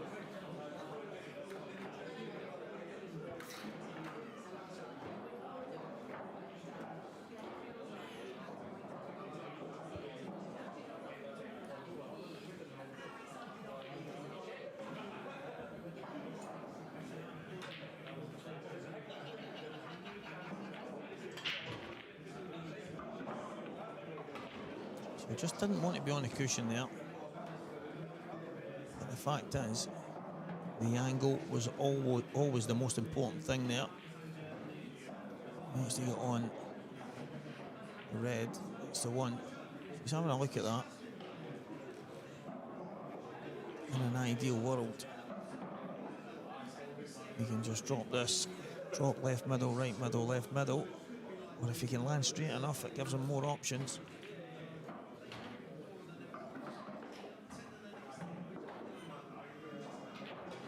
I think I can just drop this in.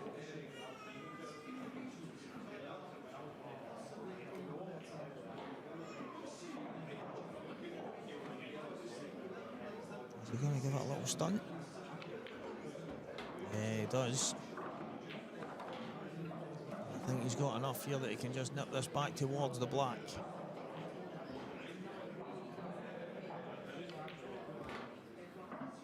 Yeah, good stuff from Ross Fernie.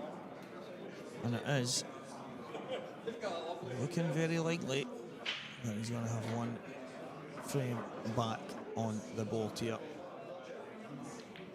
It is 2-1. Jenny Draper. 7.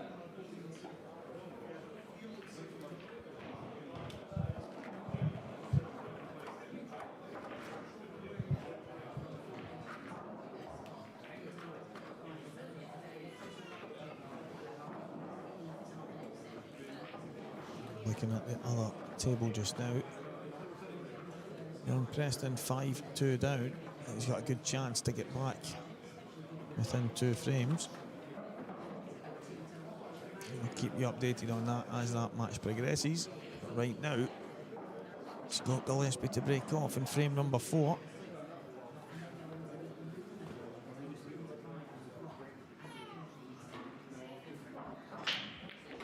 Massive.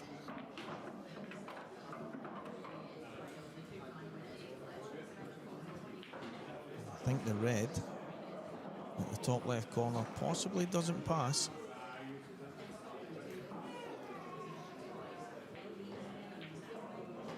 But if it does, you would think this frame would be over.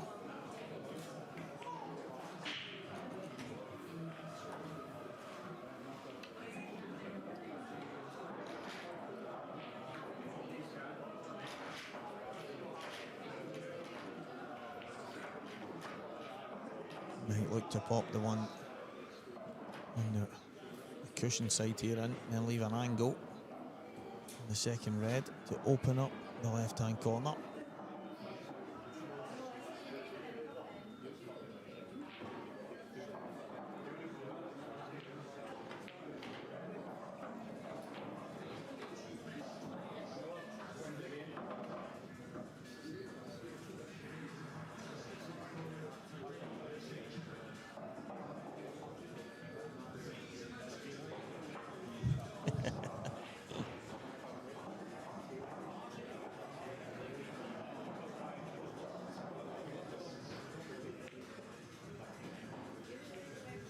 A chance for Scott to open things up here.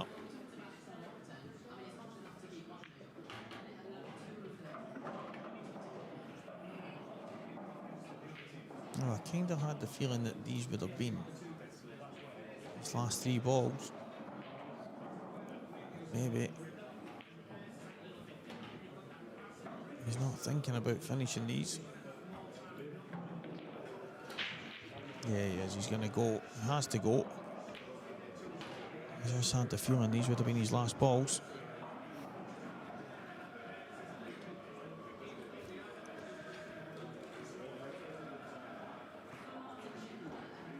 Yeah, Colin, that is definitely why you're watching, mate, because the yellows were never the balls. It's just the wonder is whether this red at the top left goes. He might need to drop behind that. If he does,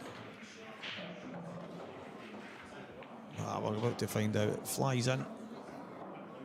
Absolutely flies in. So every single red had a pocket from the start, which is the reason why he would never take the yellows, mate.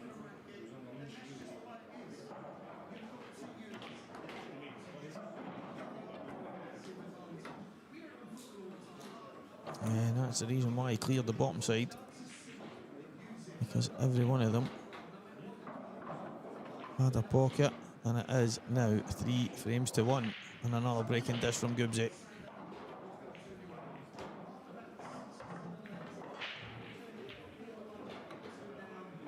Well, Fairney, he's going to have to hang on to his coattails here.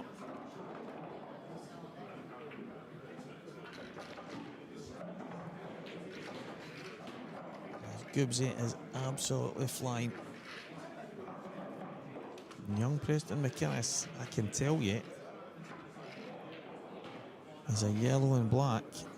Should I say he's a black away from 5-4. He's got himself back within 1. All to play for in that one. Mark Boyle 6 frames to 0 in front of George Payton Jr.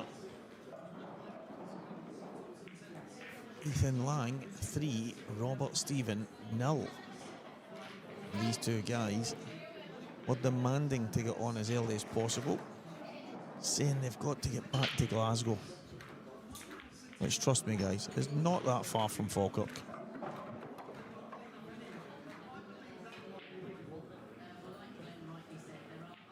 Oh, Fairney break off.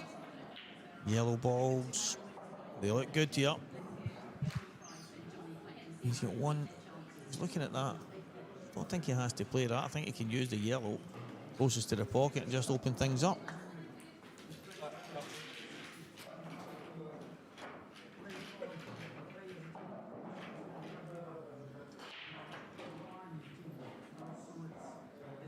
Morgan McInnes 4-1 in front of Andrew McPhee. As I said, Ethan 3-0 in front of Robert Stephen. Johnny McDermott 3 up on Kevin Adair. Chris Slack has turned it round from 3-1 behind. He's now 4-3 in front of Gary Robertson. He's on the hill in that one. Bruce McCool, John McAllister, still 6-2. I don't know if they've had a break.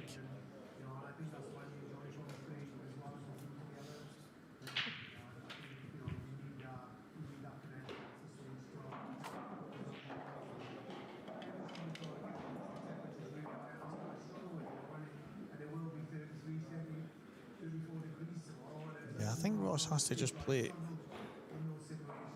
yellow in the bottom.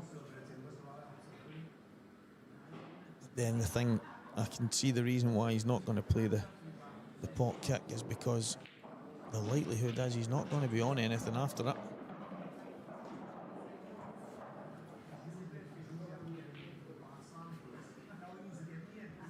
We're just potting this. I think he's going to want to come over to the left-hand side, the right-hand side, sorry guys.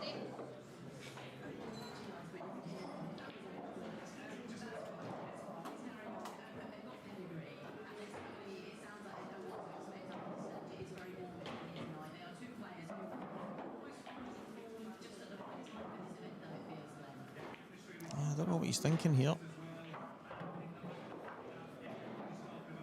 A case. If he can somehow go straight on and off the cushion and back out towards the middle of the table, that would be perfect.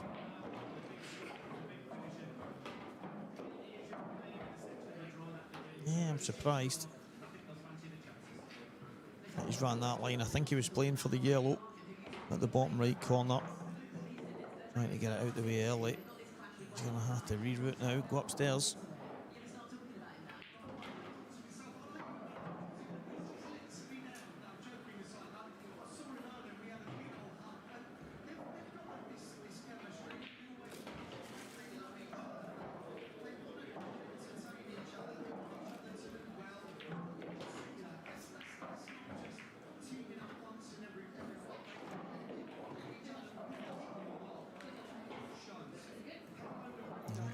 Nothing. Ethan Lang against Robert Stephen.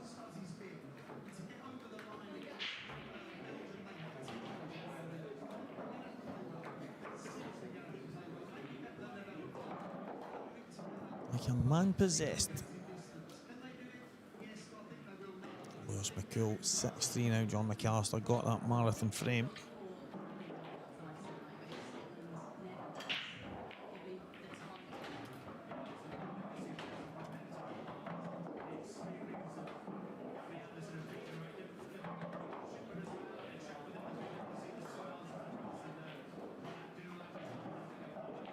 So Slack has turned it on its head from 3-1 down, winning 5 frames to 3.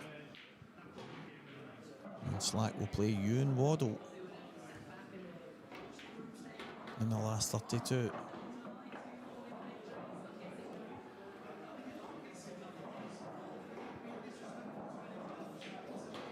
Mark Farnsworth on the hill, 6-4 in front now of Preston McInnes.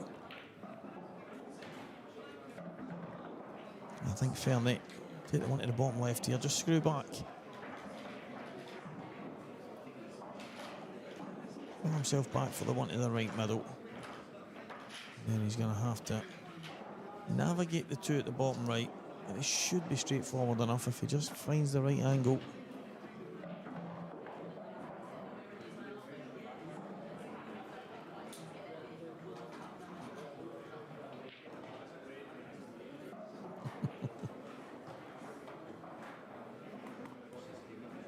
He's changing his mind here.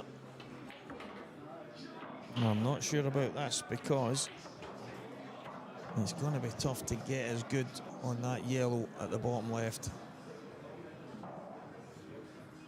as he already was. It's going to be real tough.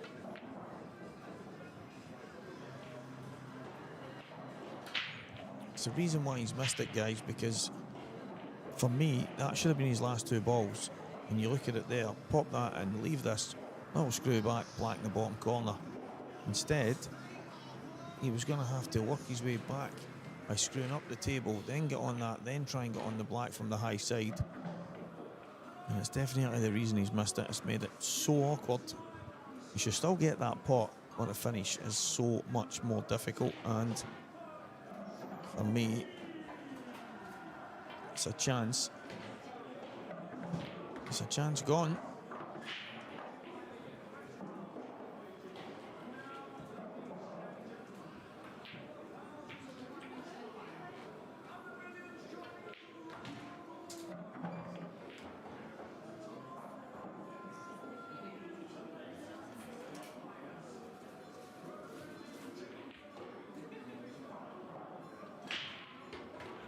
So the two reds that are really close together at the bottom left.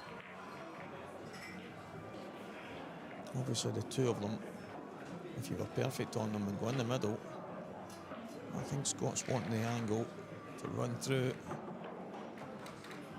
the top one of those two, and then the one closest to the yellow, I think that passes into the bottom corner. In fact, I'm sitting not far from the table. I can see that it does go, so he just needs to get somewhere just below the black spot here. He's underhit that because he could have played to the bottom cushion if he wanted. You might see Scott play a double. You might see him.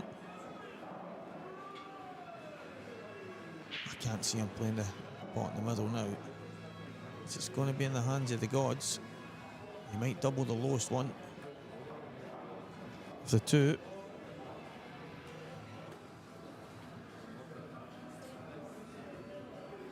He's going to screw it in. Yeah, he doubled it. So screwed it in. I think just has to take the cue ball. The reason he screwed it, guys, is to get the cue ball out the way from the red coming back across. Clever shot. And it's led to this opportunity. He's underhit that again. Maybe just pulling off it slightly. More stabbing than cueing through, which is unlike Scott. He should be able to just screw on and off the side cushion. Both balls in the same pocket.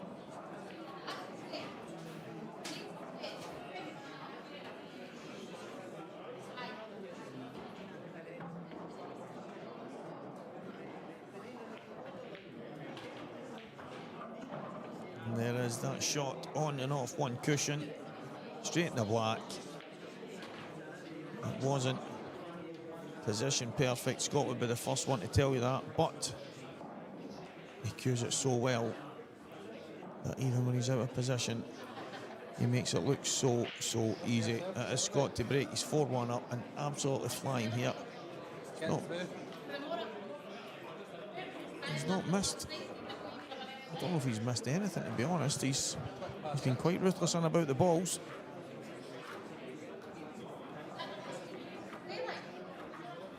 The frame between Mark Farnsworth and Preston McInnes. Black over the top left corner. Yellow right behind it. Red to the right of it. Yellow behind that red. Yeah, that frame could be a bit of a stalemate.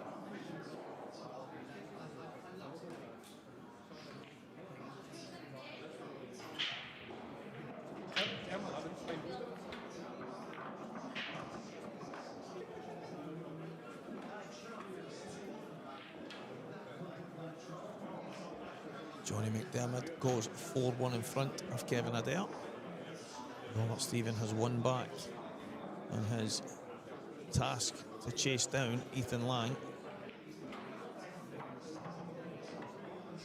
Liam Dunster 3-0 in front of the Rune Dog Davy Rooney. The ruthless Liam Dunster and the man about to get married 5 weeks from now, Davy Rooney. Looking forward to that one.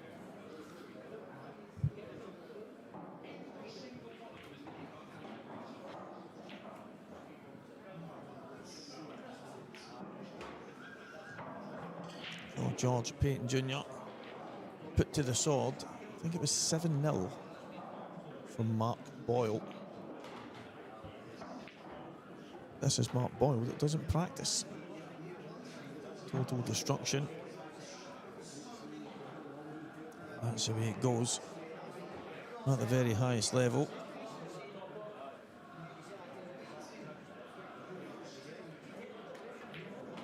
Morgan McInnes 5-1 in front of Andrew McPhee.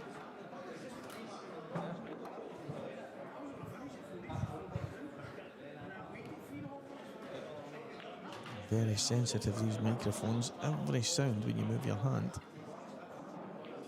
I hope that's not annoying you guys too much when we move. They are quite sensitive just to the slightest of moves. Ross hitting back here in quick fashion.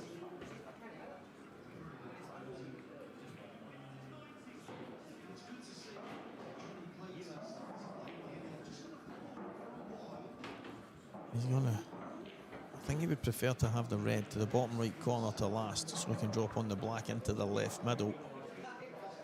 It's just whether or not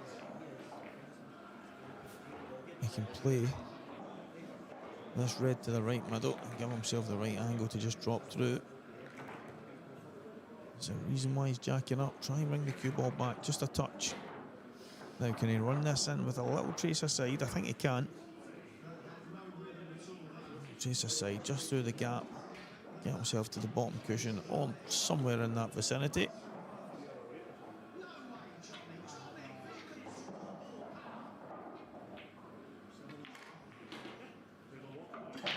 Yeah, he's absolutely perfect. And he'll have an option whether or not he wants to pull the cue ball back, take the black into the right middle, but for me, I think left middle all day long.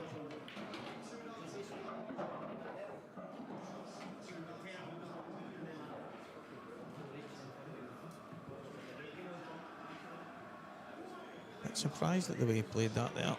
Cueing back towards the yellows. Thought he might have just stopped it. So he's going to have to bring a jump on the cue.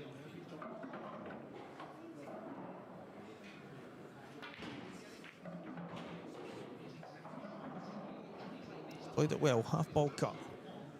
Right middle to stay in this match.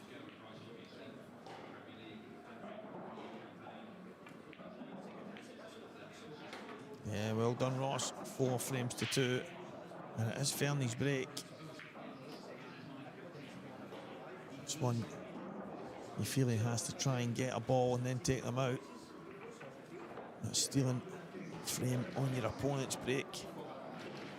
It's absolutely huge.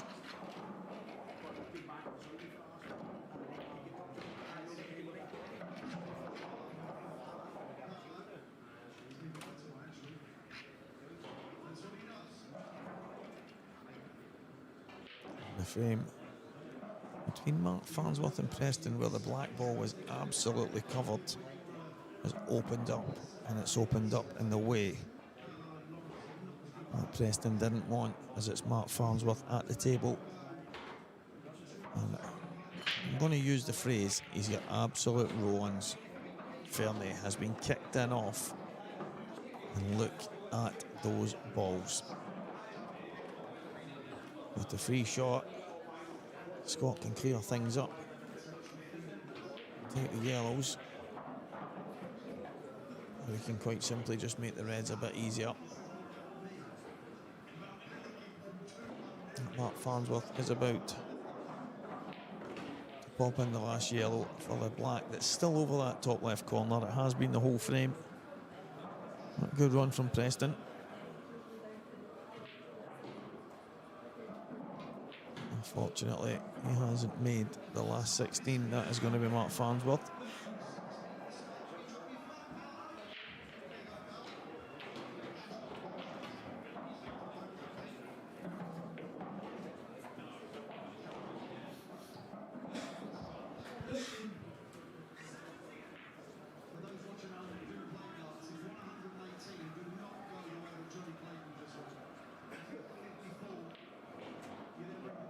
And Scott just going to make the Reds nice and easy for himself.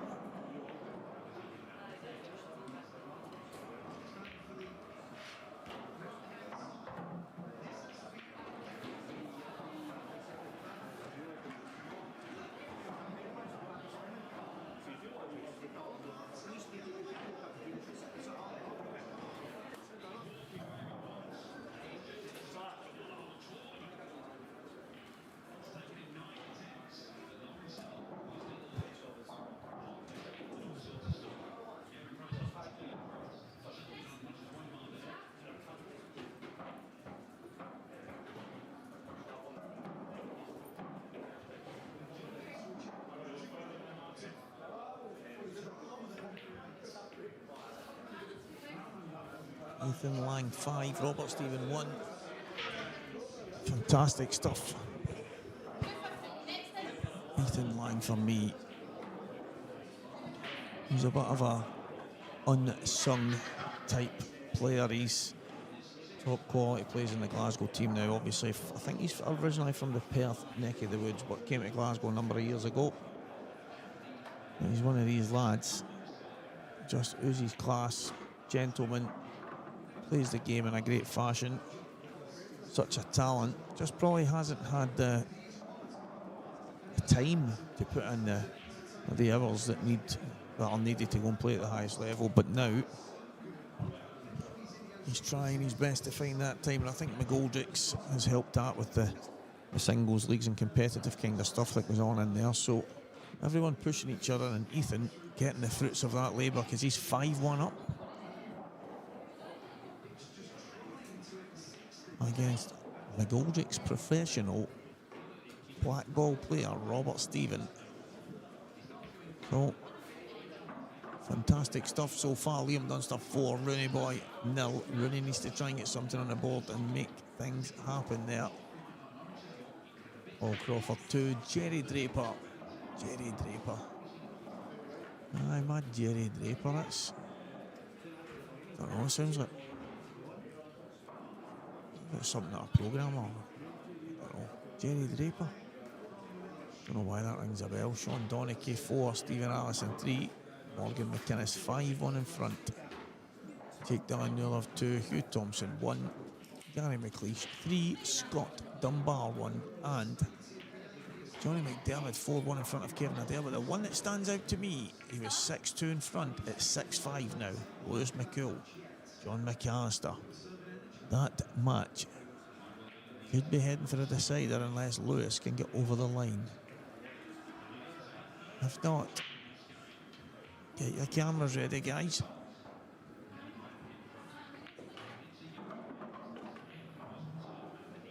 Came out a bit further than he would have liked. Of that, there's no doubt. But it's just a simple drop in from Scott here.